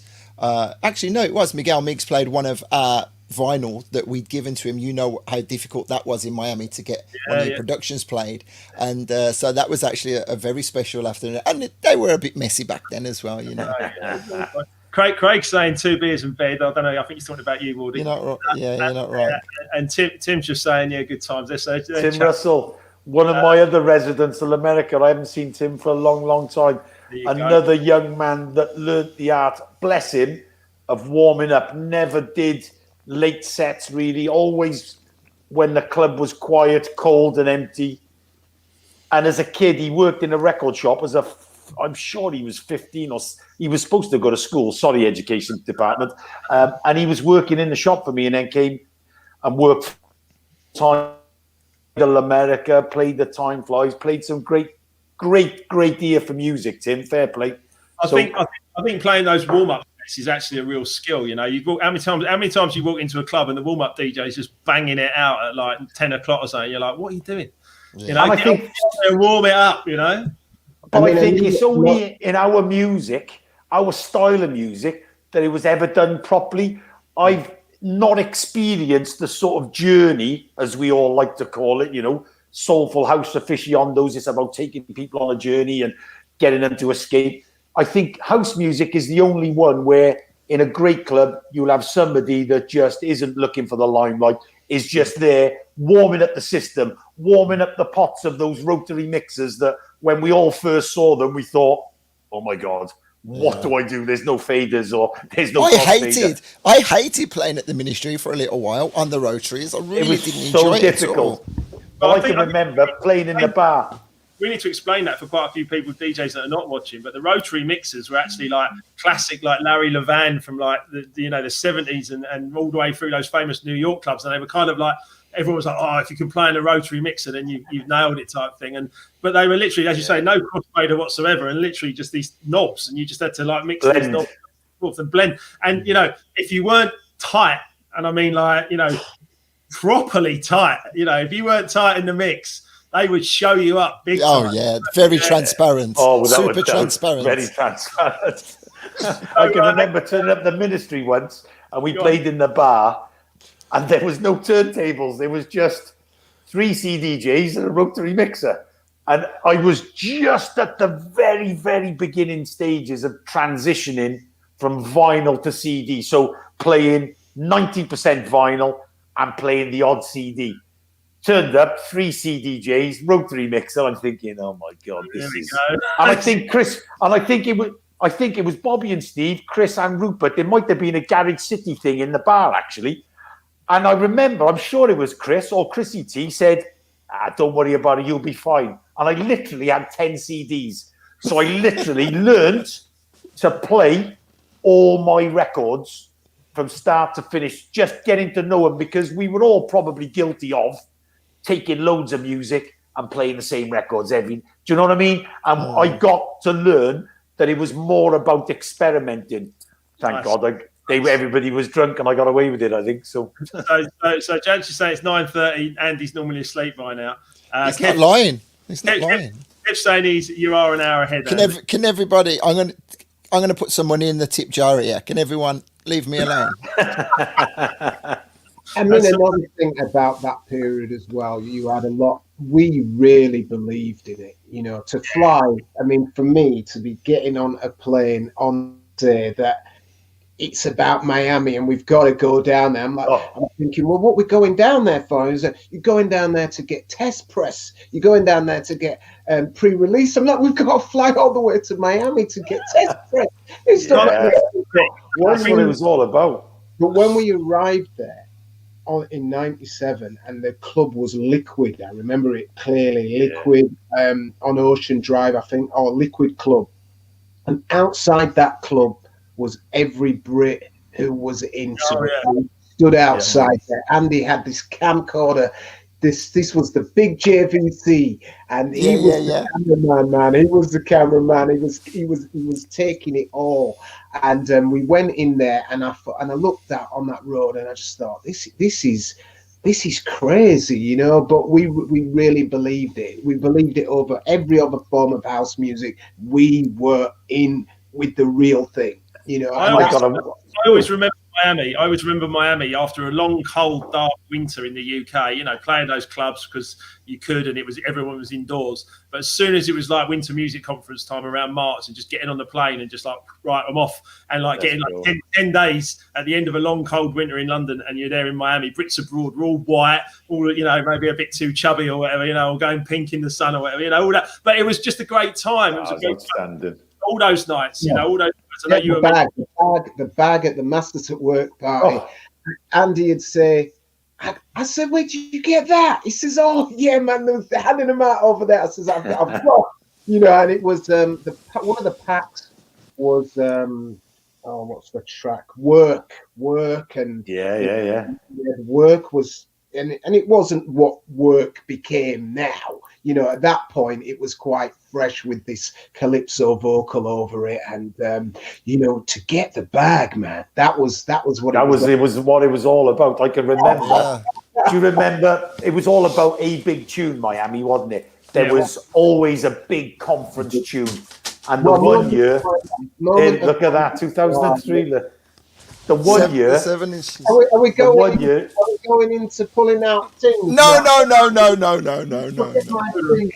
the one year. Hold on. Listen to Craig. Listen to, get your USB stick out. I'm going to go and get my USBs out now. So the one year, the biggest tune of the conference, without a shadow of a doubt, was "Rescue Me" by the Sun Kids on Yellow Orange, and they did a Miami sampler, which was 2 12s. One was yellow, one was orange. Brilliant. So we're in Magic Sessions. I see a very tanned, muscular, athletic gentleman, freshly shaven head, looking fresh as a daisy. And then I saw Andy Ward with this sampler under his arm, walking around like he was chocolate. Andy Ward, Galaxy, written on the cover. I'm thinking, oh my God. And I don't know if you remember, I was a little bit inebriated. I said, where'd you get that from? He said, it's special. It's like limited. You know, you've got to be invited, you know, proper. I wasn't giving it the big end. I wasn't. Giving it the big end, he was. From that party there, that is the original. Yeah. It was just the pinnacle of everything, getting these promos. So I thought, I didn't think much of it. Walked over thinking I was going to get knocked back. And I don't know if you remember his manager at the time, Chris. Really Chris good Flowers. dancer. Chris Flowers. So I get to the table and I'm looking. I can only see my name on a promo, Craig Bartlett, Cardiff. And I'm thinking someone's winding me up. You've made it. And I went, is that mine? He looked at my badge. He went, oh, you're Craig from Cardiff. He said, when's Tony going to come and play in Cardiff? I went, what? Tony Humphries walks across, picks up the record, and he says, yeah, I'm looking forward to coming to play. When are you going to sort it out? Give Maria a ring. I was just like... You were like, buzzing. I've made it. Gareth, one of your residents, says the early 90s when you could do a house night on a Wednesday. Oh, I know. He's also claiming that we got Frankie Knuckles on the strength of you being a That's exactly right, Gareth. You know it. The best resident. I've said it already.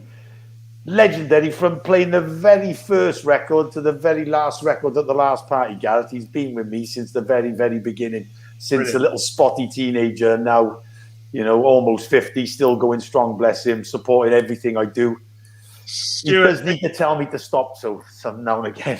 Stuart Denton saying hi, nice bit of reminiscing, that's great. Easy, Stu. Yeah, there you go. Stuart. Helen's saying that she made the punters pay, and Sarah She did. saying nobody got past Helen, she was the boss. Sarah! What's happening, Sarah? Sarah, Alita, and Sasha, 3 sisters. Honest to God, they've been to virtually every single party event, DJ gig I've ever done. Fair play to them. Can I just interject something there? Craig mentioning about the 3 sisters.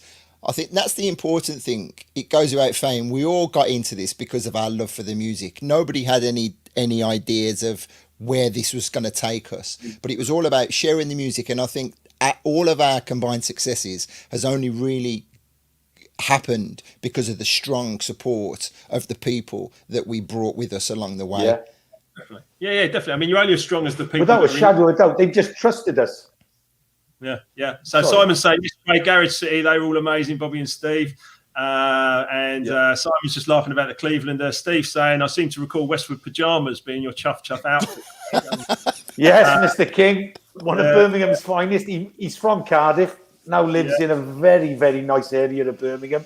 Beautiful. And I've got some fantastic stories of Steve, Lee, Adam. They're all linked to the guys that owned Global Grooves in Birmingham, Bar Circo, and a few other places. So Barney and Piers. Barney and Piers as well as partners, This cooperation thing that happened, and it happened with flying and it happened with lots of, but cooperation, people weren't competing, it was actually just let's cooperate together and actually make something better happen, and everybody cooperated with each other, which I think... That's slightly different now, because in this social media time, people do not look to work together. It's about they are the brand, but rather than, let's all do this and network, and that's so it's a mistake. Sorry? Yeah, that's a mistake. Well, I think it's a different way of looking at it, because it's about likes and it's about views, and it's a different mentality rather than the way that we were thinking about things back then. Michelle's got a good one for you. I've still got all the tapes from Lee playing on Galaxy. My mum had the job of recording Lee while I was out. Brilliant. Oh, amazing. Hardcore. And that's what it's all about, isn't it? That's what Andy's saying, is that dedication. We wouldn't be where we are. Well, I'm sat in my living room, so I haven't really gone that far. But what I'm trying to say is we wouldn't have got as far as we got within the scene and been able to have done what we've done without the unbridled support of all these people that just trusted in what we did. Do you know what I mean? Our thing is that it was the club scene, because you do have Southport and these bigger events, but for this particular period, it was the back room of clubs, or it's a small room in the club scene. Yeah, it wasn't about money. It was just like, literally, this is what I love to do on the weekend, particularly sometimes even during the week. But look, let's keep going. This is fascinating stuff, guys. Great to hear the journey and story of how things came to be from Adam. Adam Turner, a young guy, he sent me a tape when I used to do my weekly radio show on Choice and Galaxy, and he sent me a tape. I listened to the tape, brilliant mix, and I rang him up and I said to him, "Yeah, man, I really like it. I'll give you a gig." And I think he was 19 when I gave him his first gig. He's one of the best DJs you will hear playing deep soulful house music, and through the vocal booth he's got a huge fan base, a great DJ, and a fantastic dad as well, and a really nice person as well to boot. That's good. He's also saying fond memories of a few road trips down to Garage City with Andy, so that's good. Paul Marshall saying Swing 52, what a track. Yeah, that's a great memory. Colour of my skin. Great song. Simon's just saying Dave Beer and Chester together, never seen anything like it. I said that earlier, didn't I? He said that, yeah. Who dares me to do a straight talking with Dave and Charlie? Jeez, and Nicky Holloway. Yeah. Get the 3 of them in. Nicky Holloway and what was his? And Philip Salon. Philip Salon. That's a lineup right there. That's a lineup. Hang on. I used to be resident at the Mud Club, I totally forgot to tell you that. Did you? At Bagley's, I had an 18-month residency there. Do you know how that came about? This is to Tell do us. with like the grind. I was DJing at Marco Polo's, and a young guy who used to come up from London was a friend of one of the resident DJs there, and he really liked what I did, and he said, I can get you a gig at Bagley's. I said, okay, well, I'll try and take some people down with me. So I put some A4 sheets of paper up in my residency, Marco Polo, saying this date, I think it was November or something, 95 or 96. Coach trip to London, Andy Ward, Bagley's. I sold 250 tickets. I took five coaches from Birmingham. When I got there, the guy said, "Would you like to play again next month?" So I got, yeah, but the next month, 6 of us went down in my car. Hang on, one of Neil Rose saying one of Bristol's original South Delhi G. Yeah, absolutely. Yeah. Delhi has to get a shout out as one of the biggest influences of the soulful house scene. I think. Without, he's still on the radio today as well, still plying his trade, still playing in Bristol. Dave Beer sweeping up at Dance Europe, Paris, same sketch, keep it tidy, keep it clean. Yeah, absolutely.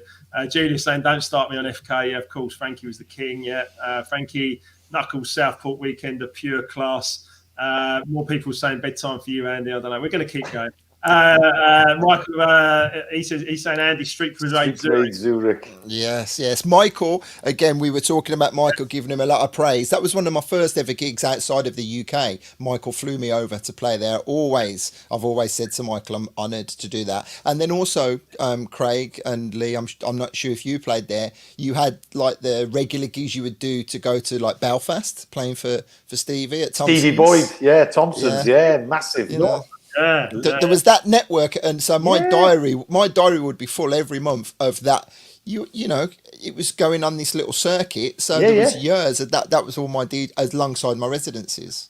Yeah, so we've got more. We've got Manuel saying hello, guys from Switzerland. Manuel, there you go. Yeah, how are you, my man? What a top man! Absolutely superstar. Rotaries, yeah, okay. Shout out to all the Groove Night crew. Yeah. And there's another fantastic brand that was in Switzerland, was the Valentino and Mark Stone. They had a really big radio network called the UDM show, which was syndicated over, I'm sure it was 50 odd European countries. And they literally, amongst everybody, promoted the deepest, sweetest, soulful house nights in the most ridiculous venue. No nightclubs. I remember being in a cinema. I remember being in a winemakery place. There was just the most bizarre, underground, cavernous place I'd ever played in. A cave once. Just, honestly, the amount of people and lifelong friends. And I mean, we don't get to see each other every bloody week. Sorry, swearing again. I'm living in Cardiff, which, for all intents and purposes, is a million miles away from everybody. But we've made lifelong friends out of liking the same music and being into the same things. So, Steve, sorry, Lee, go on. I think as well with this industry, there's people who jump in when it gets hot because there's money to be made. Yeah. So we were there from the beginning when the clubs finished at 2 and you're trying to get, what would they call it at the time? It was like a juice bar because you couldn't get the right license to go late. So after the 2 o'clock, they say, "Oh, it's a juice bar down there, so we can go till 5 and it's just and chips." You know what I mean? But then as it got more, and you look at every position in the club, from the doormen, and the original doormen were naughty guys. Now the doormen are like people who've just gone down the job centre and they've been told, right, you're going to do security. Every single part of the business has been, they've applied tax or certification, and in the end they choked it off and they killed it, and the bars sort of with probably the last kick and finished them off. But we were there from when it was nothing, and then it's gone really big, and then it's back to nothing, and we're still in the air spinning. We're still having a go. We're still loving it.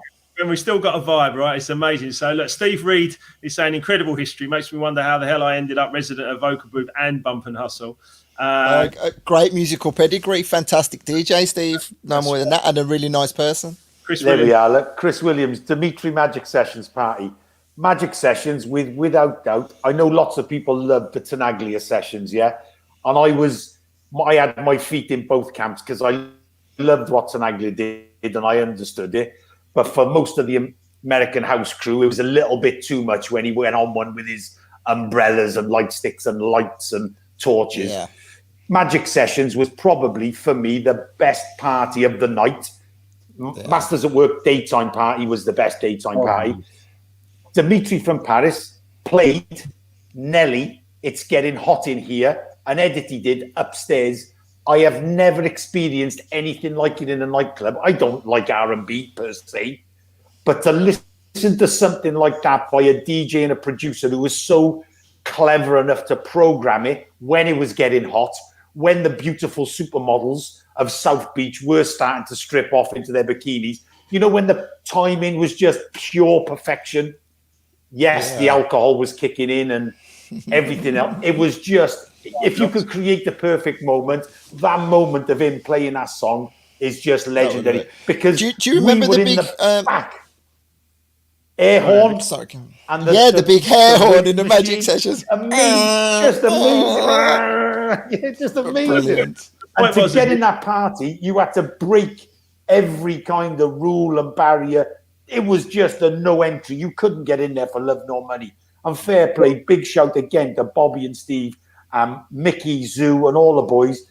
They literally looked after all of us, apart from Andy Ward, Galaxy superstars, who were just given the red carpet treatment in. But I remember being this is really unfair. This is really unfair. I think the thing what we all have to recognise is with clubbing, and we all have these memories of it, but they didn't last as long as we think. You know what I mean? So, you know, it's not. The music does change and morph, and you know, fair few years after we were doing that thing, you'd kind of get into that head candy, and people would be crazy for head candy. For me, I felt it was like taken a lot of the elements of the stuff we'd done, but again, marketing, and it was taking it to a different level. So you just have to accept that, you know, they did their thing, but when we did our thing, it was good, and that's how I look at it, me.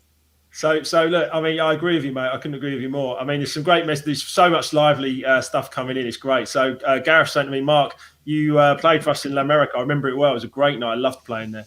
And I bumped into you in Trafalgar Square the following week, and you were off to get a pre-WMC haircut. Well, there you go. Good skills. And I tell you what, he's got an amazing memory, Gareth. Yeah, clearly. Yeah. Absolutely amazing. Clive's come up with Clive's a friend of mine. Gents, you need to get everyone together and have a clash of legends over weekends at the end of COVID. Bring everyone together for your tunes. He's loving the story. Well, we actually already do that. I have an event we do that. Craig's planning on doing things to do that. Lee's got, you know, so that's going to happen. So look, let's keep going, because I mean, you know, I'm loving all the memories, and there's some amazing stuff that we've covered already with the Miami parties and the Ibiza parties and stuff like that. I do really want to just touch on. We need to pay absolute respect to Phil Asher. Obviously, who's recently passed. Andy, please hold it together. I'm joking. Phil would be smiling at all of us right now doing this together, and Phil would be an amazing guest. Phil was such a lovely guy. Have you got any particular memories of meeting Phil and things that happened? And I've got a fantastic story about Phil. I tried to book him for a long time, and I got into a bit of a rut DJ booking wise for a while, because I moved from the Emporium, where Phil played maybe 2 or 3 times over the years. But the first gig was a Restless Soul gig in Liquid. And I panicked a little bit, because I thought, I'm not quite sure he's going to pull off the main room, just him on his own, 2,000 people. So I ended up putting him, Lofty, Nathan Haynes upstairs in the bar area, and I had Moody Man and Joey Negro downstairs. The bar held 250 people, downstairs 1,700 people, whatever it was. Phil started playing, doing his thing. He didn't care what time he was on. He was just so cool about it, whereas everybody else was a bit like, what time am I playing? Oh, well, can I play that time? I was getting a bit of that sort of US DJ producer angst at that time, sort of late 90s, early noughties. And he was quite possibly the guy that changed my perception on booking DJs and just saying, do you know what? I'm going to stick you on in the main room and I don't care what other people think, because what he demonstrated and produced in that small room with Lofty and Nathan. Nathan was just freestyling over him just playing dubs. And it was so busy in there. I said to him, Phil, you're going to have to hold it down because no one wants to go downstairs. And he just went, Craig, that's what we do. And I'll never forget that. And it was just so cool. And I just thought, what a top fella. And then about 3 weeks later, because he had a style of his own, Phil, didn't he? Boiling hot club, 110 degrees. He's got a woolly hat on and a fur-lined jacket DJing. And I'm thinking, my God. Went into London shopping and I see him in Selfridges in the denim department, because they were one of the only places at the time that had a really big selection of Evasu jeans. And it was, you know, the louder you could be with the big white eagles on the back. I'm walking into the denim department. He's walking past me with his son and his wife. And he went, "Hiya, Craig." "Nah, don't buy them.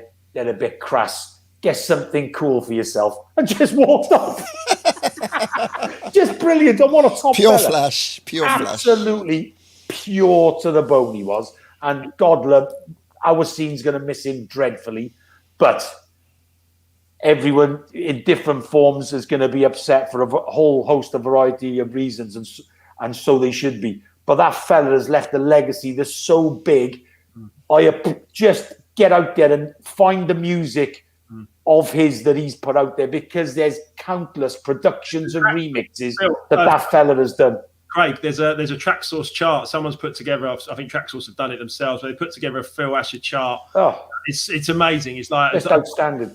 Top 20 or so of Phil's tracks, and I bought a few of them in retrospect on MP3. Yeah, brilliant. And he's a wonderful soul. I mean, called Restless Soul, but a wonderful soul, and such a lovely man. And he always had a smile. He was always relaxed. I shared with you before we came on air my little story about Brazil with him, and he was he was always entertaining, and he was always a lovely fella. John Jones is with us. He just says, "Now then, boyos." Yeah, John Jones, the head candy extraordinaire. Now, Lee was talking about head candy, but John Jones and Andy Norman are outstanding soulful house DJs in their own right, but got taken away, but kept the vibe. They didn't get involved in that crazy candiness. They still played the best house music. Outstanding DJ. So big up, John. Played for me many a times.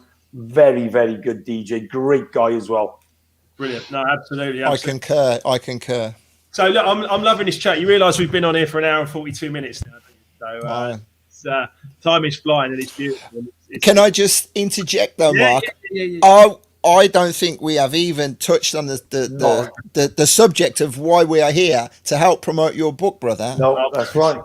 Life Remixed. Thank you. Yeah, I mean, listen, I really appreciate you being here, because it brings a great vibe to our history and our common interest. You know, I mean, yes, I was in the flying crew, but Craig connected us, and then Andy, I played on your radio show a couple of times up in Birmingham. Played a couple. I remember you did a Sunday night thing. I was up there. That's correct. Yeah, Sunday lockdown. Yeah, and Lee, obviously, I put basics and stuff like that. So I've connected with you all throughout the years.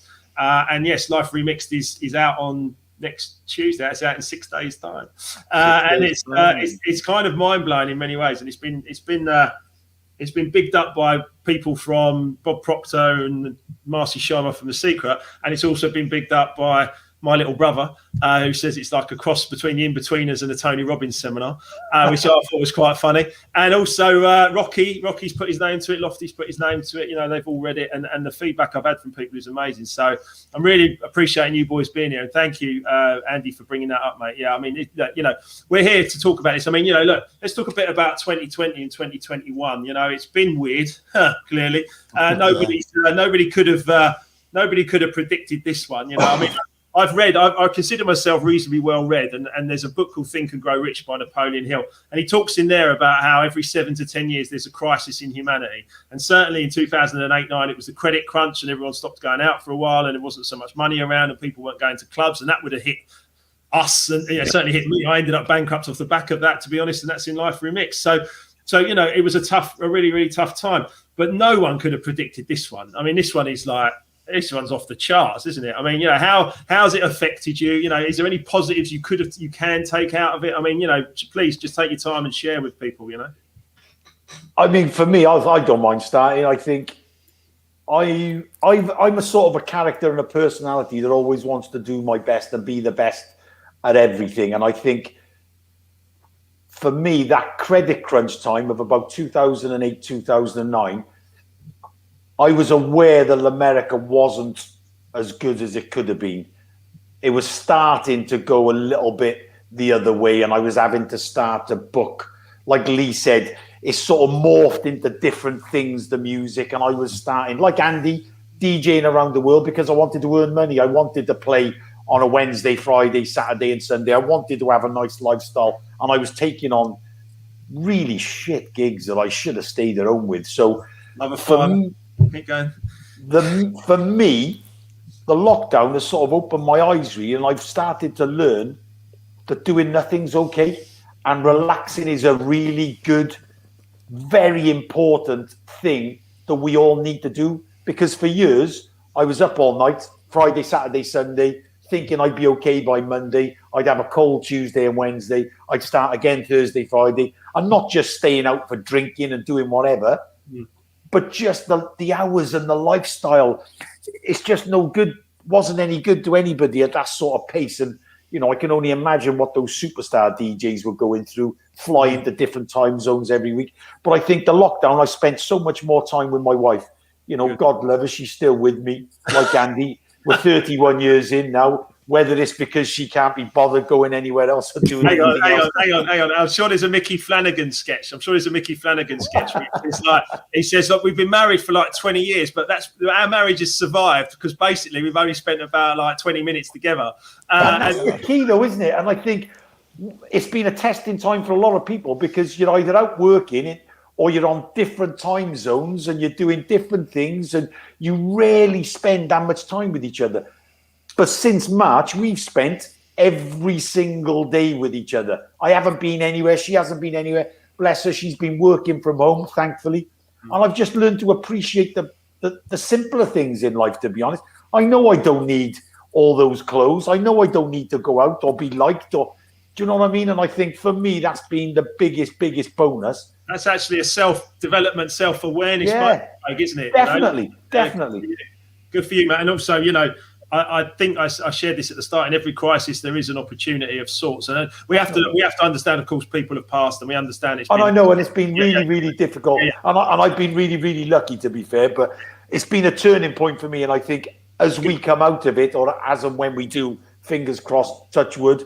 Yeah, I'm going to be definitely a different person. I'm not going to be seeking that thrill all the time, or want to look forward to do something exciting. Just to close the door and feel safe and feel loved and feel comfortable, that's enough, really. But I can't wait for a game of golf as well, mind. I got to be. I'm with you on that one. Open the golf courses. Come on, Boris. Anyway, thanks, mate, for sharing. Andy, 2020, 2021. What's it been like for you? I had a revelation a long time ago, Mark, and I don't know if you'll remember. I actually reached out to you when I was on my arse financially, asking if there's any avenues that you could help me with. I got to a point where I really wasn't happy with my position in the music industry. I wasn't happy with my output. I wasn't happy with the person I was becoming. And so a long time ago, I changed all of that. And then I lost my dad a few years ago, recently lost my brother a couple of years ago. And all of those moments have been really pivotal in my self-development. I've always been a positive thinker. I've been on the radio for a long time. And every week I'm always preaching, if that's the right word, the message of inspire and be inspired. I'm never too proud to learn from other people. And I wear my heart on my sleeve, and I always tell people how much I love them. And it's, I'm a totally different person than I used to be, and I'm proud of that. I think I'm a much better person than I used to be. So really, the lockdown hasn't changed me. I had my eureka moment quite a few years ago, and I am literally living the dream here at home. The kids are left home now. My son's at university. My daughter has a job, living in her own place. I have a fantastic wife who basically keeps me in the life I'm accustomed to. And I sit up. I was going to say, didn't you reaffirm your vows in the last few years as well? We did 2 years ago. We on our 20th wedding anniversary, we renewed our vows along with Steve Reed and the fantastic Amanda. There were 4 or 5 couples that did that. And yeah, long story short, not a lot has changed for me. I'm really living the dream. I don't have much, but I'm rich in life. Well, you're grateful for what you've got, and you've got a nice life. And I mean, I often see your pictures at sunrise, early morning, or you're out on the beach, or you're going to the gym, or whatever. During that, not in lockdown, obviously, but I often look at that and I think, yeah, good for you, mate, because I think that's I do remember you reaching out to me asking for a bit of advice and that, and I was honoured, and I wasn't in a position to do a massive amount for you, but I hope I put you onto a few things that actually helped you. Yeah, it was that was the turning point for me, because I admitted that I needed to change things, and so I stopped travelling. I stopped being a touring DJ. It's been like nearly 7-8 years since I stopped going out being that guest DJ. Yeah. And I've had successes since then with my business that I run now. But life for me I've never been motivated by money. It's about the richness of the people around me, and I'm rich beyond all compare with that. Do you remember the day I met you in Rome? I remember the evening. We were all sat around in the plaza. Well, yeah, but due to the wonders of Facebook. My wife, or I think she was my fiance at the time, she took a selfie of me outside the Colosseum, and on the thread, all the comments went down, and it was just Andy Ward like, "I'm in Rome. What are you doing?" I went in Rome. Let's meet up. And then we sat in that square, didn't we? And have a look. Had you run the marathon, or were you just there? I don't think I was there for the marathon. I think we were just there for the weekend. Yeah. And, I was there for the marathon. You did run the marathon. That's right. I did. I've ran 2 marathons. Yeah. All right. Well, I've run 4, but it wasn't that one. Anyway, okay. I've beaten a few marathons. Does that count? It's not mine's bigger than yours, and you've eaten the most. Well, it is. Look at the size of his. But anyway, look. Thank you for sharing that, Andy. That's really special, mate, and really cool. And Lee, what about for you for 2021? What's the reality? Well, I had a little venue, and we used to do weddings and functions in there. So a year ago, next month, it was just like that's cut. So it was like, well, what we're gonna do? So that's been sort of locked up, and I started doing a bit of streaming, and then that's sort of grown a bit, and it's allowed me to go back and sort of find a lot of what I was, because when we have this period that we speak of, we were young men, and life gets in the way then, and then you're chasing money now, and you're trying to stay relevant now, and you're taking on material possessions that are starting to weigh you down. I'm still working. I was still DJing sometimes, doing a lot of the brunch gigs and bar gigs, and as I said, there's a bit of you that's always saying this is just not what it was. But right now, I've got things that I'm paying for, or you're in that cycle. So to not work, other than the gig for Andy for such a long time, but sort of still be here. It's not like they've not taken anything away.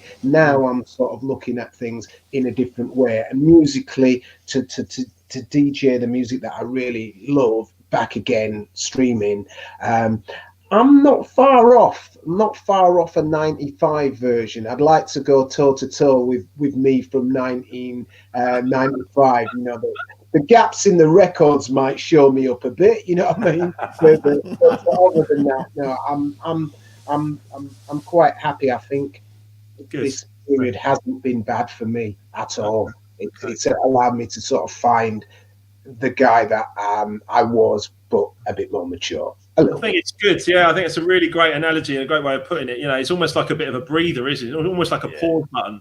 It's like a pause button, and it's like, okay, so now I can get back to just sort of like, being myself, without doubts and fears, anxieties and worries and anything else that might be going on in your life. When you're chasing, that can get exhausting actually. And actually sitting back and actually being able to give yourself a bit of time and space, I think is something that's really, really important. And as far as actually kind of obviously Life Remixed, right? I mean, that's the book title. As far as remixing your lives, is there anything that you've kind of done that really stands out to you, that you kind of gone, that was something that really worked for me when I made a change? Like obviously, Andy, you moved to Spain and stuff like that. I mean, is there anything that you did, or you could share, any of you really, about any kind of changes you've been through? For me, the big change was to stop traveling around being the guest DJ, because it is, you hear all the DJs say it all the time. Until you do it, it's hard to understand just how draining it is and how unglamorous it is.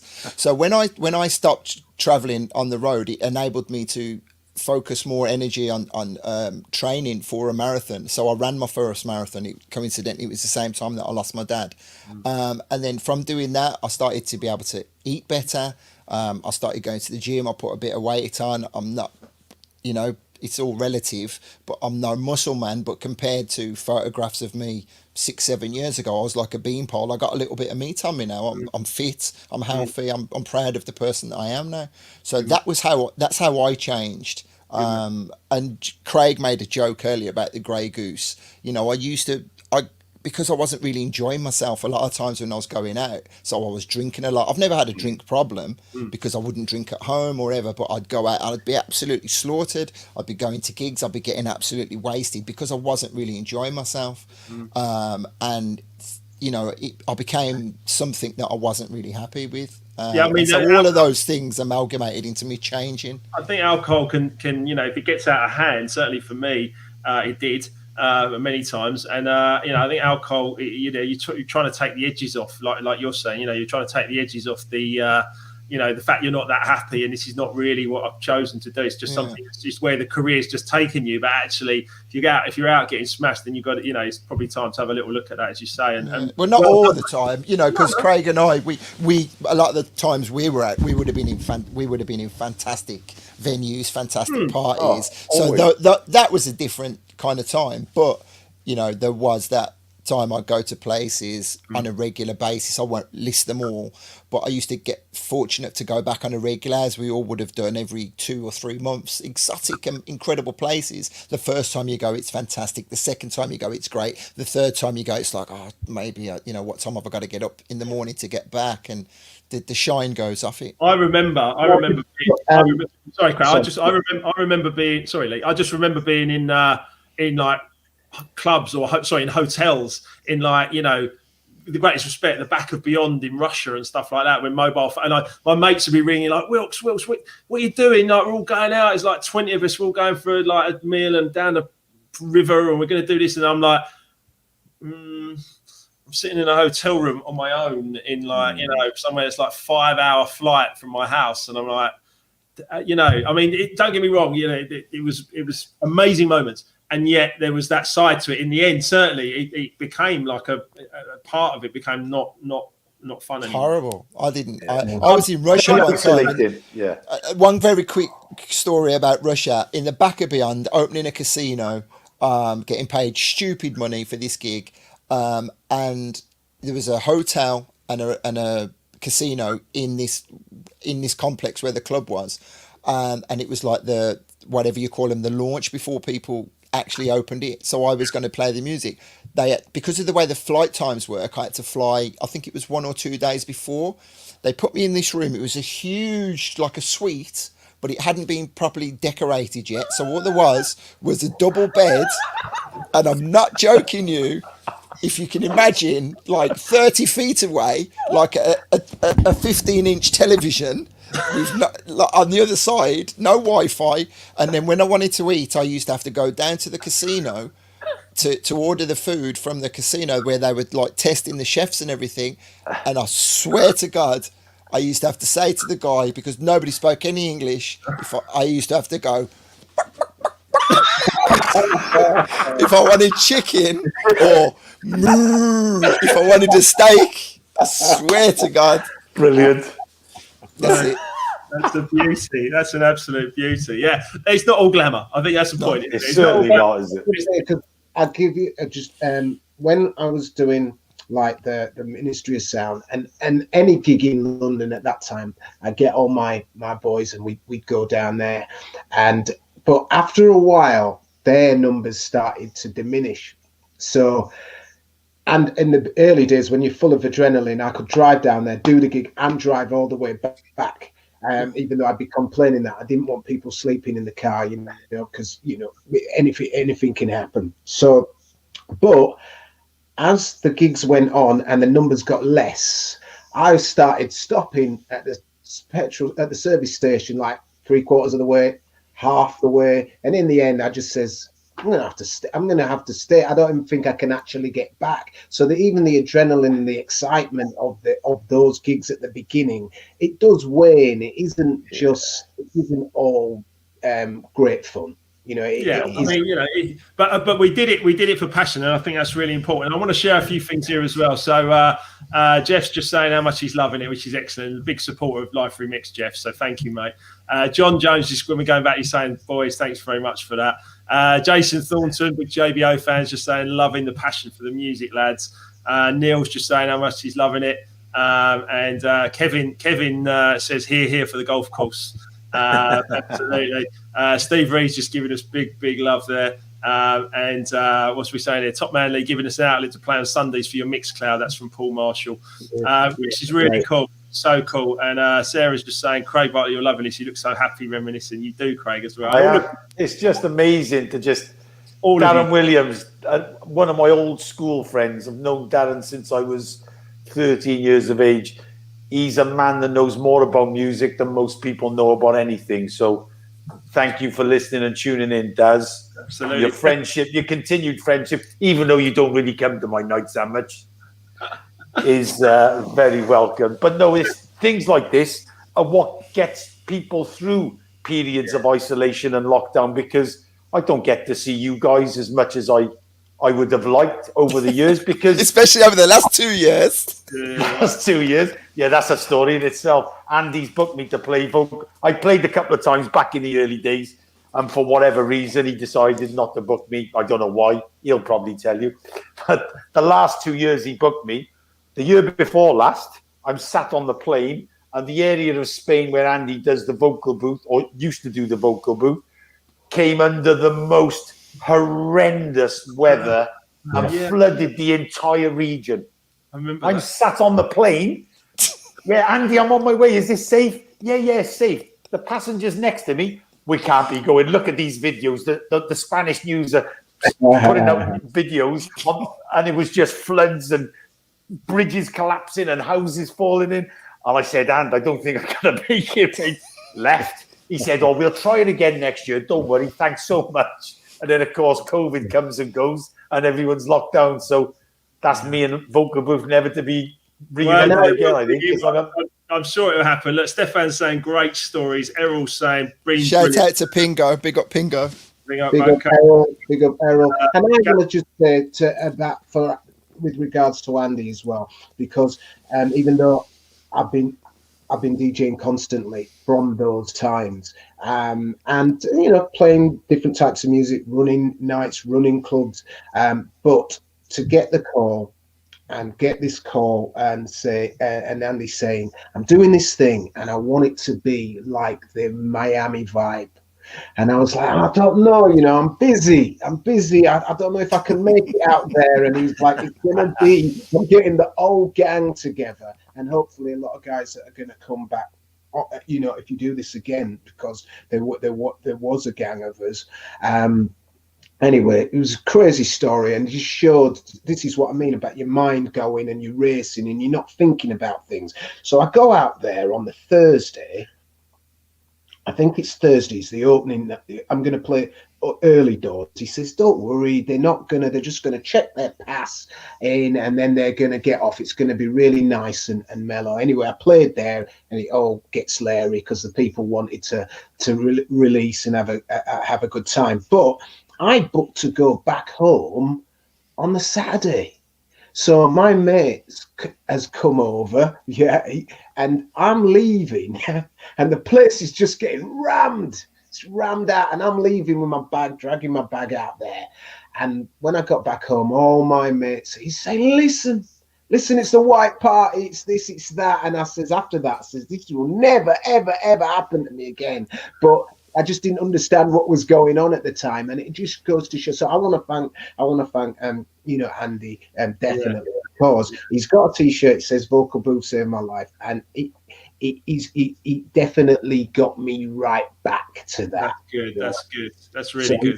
I want to take me out off to him. Thank you. Nice to hear, man. That's really good. That's really good. Now, I think it's just a circle. I think it's just a circle completing, because Craig was saying some words that blew me away earlier about coming to play before me at Birmingham, which really shocked me. I'm honoured. I have so much respect for Craig and for Lee, and so many other people. I keep wanting to say that because there's so many other people I wish I could reel off all the names, because they were all so important, so instrumental in creating what then became the soulful house scene, which blew up and became the deep house sound, which now there's millionaires off the back of it. Not because of us, but we were influential in that happening, and it's easy to forget. It's easy to forget that journey, I think. Sometimes. I think it's important from the UK perspective to have you three on here, and first and foremost, because I know you all. You're all lovely guys. I've enjoyed your company from various different places around the world at different times, throughout the years. And thank you. I really appreciate you joining here. And of course, I know this is going to go further, and I know more people are going to want to join and come onto this, because everyone's got memories. Everyone's got something to share. Everyone's got a story. Look, I've just written it into Live Remix, but everyone's got a story, and everyone's got something they can share, right? So listen, I'm going to go a few more comments, and I'm going to tie it up at some point soon. But the comments are flying in. Here's Gareth saying, "Splendid couple of hours, gents. Good luck with the bookmark." Thanks, Gareth. Appreciate that, mate. Clive saying, this is excellent. Fully enjoyed. Alita's saying, great show. Chris is saying, really enjoying this, boys. Can't beat a bit of reminiscing. Darren, I didn't come because I was burnt out after all them years driving you around. He's not wrong there, bless him. Big up the vocal booth crew. Conrad saying, great chat. Thanks for the honesty. Errol's confirming it. Vocal booth changed my life. That's beautiful. What a great thing, Andy. Well done, mate. Well done. Thank you, Errol. Simon Scotty Phillips, true gent. Always can't beat genuine passion. Bravo, guys. Proud to have he is. They're flying in, honestly. It's beautiful. This has been just fantastic. Watching and listening tonight, so much better than any of the football. Yeah, because there's no crowd at the football, right? And it's a bit limp. It's a bit limp. And whereas here we can have a bit of a laugh. Here we can have a bit of a laugh and share some great great memories of each other. Fantastic lads, all down to earth from Matt Burns. Jeff's just saying big Matthew. Big love. Steve's just saying better than Strictly. Yeah, cheers, mate. I know what actually, I have missed tonight flipping married. What's it called? Married at First Sight in Australia. I've missed tonight's episode. Right, you and my wife. My wife watches that religiously. Emma, I walk in. I'm like, no way. I'm like, we've got two tellies in the house, and I just put on the. I'm like, no way. Anyway, Neil Rose just saying quality. Honestly, just to think, all those years ago, I was in awe of Andy. For him to now say I missed Married at First Sight. I don't watch that. Paul Foster saying brilliant listening to all this. Thank you, great show from Kevin. Chris Williams, great DJs, has always rocked Garage City. And Joanne saying she's missed it too. But how amazing to have all of you guys here and all this wonderful love that's been there. I would say you could watch this back through all my pages on my YouTube. If anybody's missed it, please just send them the link. Because it's been over 2 hours. We've beaten the flying records, both the flying record screws. It's been 2 hours, nearly 10 minutes. It's Soulful House all the way, Julia, for sure. I mean, there's a couple of things I just want to finish up with. Unless you guys have got anything else you want to... It was house and garage. US house and garage, wasn't it? When we were there. Yeah. That's it. Well, of course, it originally came from the Paradise Garage, didn't it? And then, of course, Frankie Knuckles at the Warehouse in Chicago. Right? That's it. Yeah. And I mean, that's history. That's pure history there. And I put a bit of that in Live Remix as well, just my memories and my favourite DJs. I mean, first of all, it's the first anniversary of Andy Weatherall passing. today. Yes, today, God. You know, yeah. I mean, as you say, Craig, yeah, God rest his soul. I mean, you know, but I literally sat at my desk. I knew Andy pretty well, and I sobbed like this time last year. I was crying at my desk, just going like, I can't believe that, because that's another musical legacy that you know, like Phil Asher, like, you know, some of these amazing DJs, that Frankie Knuckles, these DJs that have passed, that you know, are wonderful memories they've created for all of us. And Paul Trouble, who is he's our. I mean, they like to, you know, Frankie obviously, but we Paul Trouble definitely for us, and the music. What we had at that point, you know, they sped it up a little bit and they put a bit more of a bass line on it, and that went into UK garage. Stop him there, because he's going to start talking about UK garage. No. That's another story. That's another show. That's another episode, mate. It's us. So at the beginning, it's us. And I just want to say, Patrick, listen, mate, sort yourself out, get yourself better. Sit up in bed, start talking, start getting better, and get up on your feet. Steve, Bobby's twin brother, God bless your soul, mate. Get yourself up, get yourself responsive, get yourself back in the game. Yeah. You are, without a doubt, one of the reasons, and your brother, why I'm sat here talking to these boys today. So please, for the benefit of all of us and your family, please get better.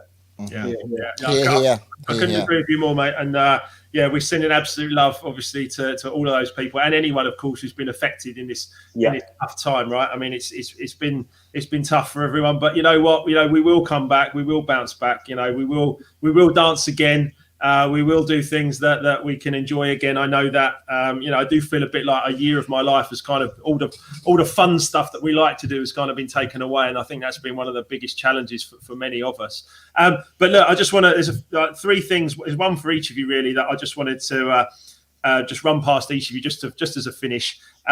Craig, I just want to say that working with kids thing that you mentioned at the start and what you're doing now, I didn't know that. And I want to say absolute massive, you know, maximum respect for that.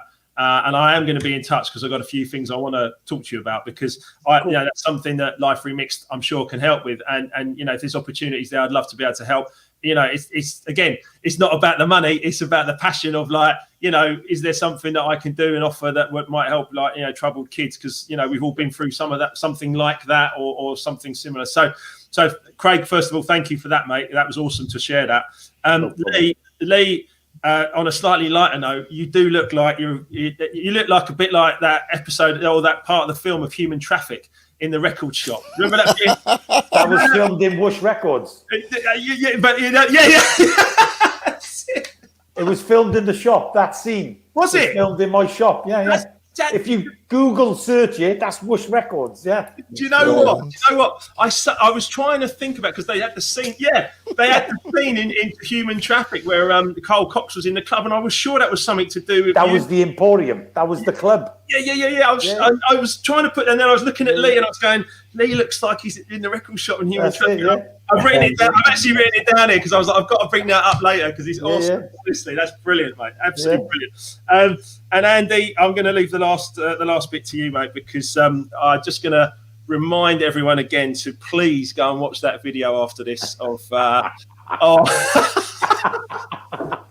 God. Jesus loves Andy Ward. You know what now? You're going to be not just a superstar DJ. You're going to be a global social media mogul now. You're going to have millions of views. And you're going to go viral. Jesus loves Andy Ward. I'm going to log off this in a minute, and I'm going to watch that back. Watch it again. Watch it again. It's like the worst thing I've ever seen. As I say, I'd like to think I've achieved a hell of a lot in my life, and now that's all everyone's going to remember me for. Andy Ward, Jesus. I'm sorry to just bring it up, mate, but it's so good. It's so bad. It's good. That's it. So look, incredible. Look. I'm going to finish up. I'm just going to say, listen, big love to each and every one of you. It's been fantastic. It's been brilliant. We're getting so much love. Do go onto the Facebook and the YouTube feeds and everything and respond to people. People have reached out to you guys tonight. just as much as I have, and they're just saying wonderful. It's been a great buzz. I love the fact that so many people have watched this. I love the fact that you've come onto this. You've given me your time, given everyone your time, obviously to help me with Life Remixed, and obviously to share your stories as well. And I've got nothing but love for you. And I could sit here for hours and hours and hours, and perhaps there could be a part 2, or part 3 and 4 and I'm 5. good. I'm happy. I can talk for days, me. I'm good for that. Yeah. I think you should insist, Mark, that everyone that's enjoyed this likes the page, because those likes are real currency. They will help Mark achieve a lot. Not just because of the numbers. There are a lot of reasons why the likes mean a lot. So please like the page, guys. And buy the book, innit? Buy the book. What have you got to lose? Read something. You've got nowhere to go, nothing to do. It might just help. If it doesn't, use it to open the door. Keep the door open. It doesn't matter. Just buy the book. It's actually, thank you, Craig. It's actually it's available right now to pre-order for a signed copy until next Monday. If anyone wants to get a signed copy, go to markwilkinsonofficial.com. You can pre-order it for $9.99. It's there. If you want a signed copy, if you don't, you can buy it off Amazon from Tuesday. But yeah, please do like the page. Please do give me a shout if you want a signed book. You can buy one off my website now. But that's by the by, it will do what it does. It's like anything. You create something like a record or a book or anything, and you don't know what's going to happen. You don't know if it's going to blow up and be huge, or if it's just going to do enough and it's just going to get through. You don't know. But the bottom line is I put my heart and soul into it. And I think the point of it is that if people don't know enough, I had an incurable disease and bankruptcy in my 30s. And those two things, they kick the shit out of me. I'll put a fiver in the till. They beat me up big time, and I had to start again from nothing, living in my mum's spare room at 38 after 20 years of being a DJ, and that was tough times, right? But at the end of the day, I just kept going, and I learned so many strategies, and I've learned so many strategies on recovery, from addictions and also from negative thinking and disease and bankruptcy and everything else. And I've just put it all in this book, and I'm like, look, try it, try it. As you say, Craig, if it helps them, then brilliant. More power to everyone. Listen, good luck with it anyway. Good luck, Mark. And thanks for inviting us, because it's just what's really, really lovely. And I'm really, really touched at how many of my friends and people that I know or know me in passing have just taken the time to just stop by and just listen to us talking shit. I'll put a fiver in, because to me, I think I am talking shit. But as Andy and Leah said, we have contributed and touched people's lives in some aspect over the years. So I just want to thank everybody for tuning in and really appreciate it. I loved every minute of it. Yeah, too right. And listen, Lee, thank you for being here, mate. And the human traffic thing, I'm absolutely loving that. So listen, I'm going to love you and leave you. I want you to all have a really, really wonderful rest of the evening. Have a great week. Keep the vibe alive, chaps. Keep doing what you're doing. Nice one, mate. Cheers, Craig, Lee, love you guys. Yeah. Likewise. All the best. Thank you very much. See you later. Cheers, chaps. Bye-bye.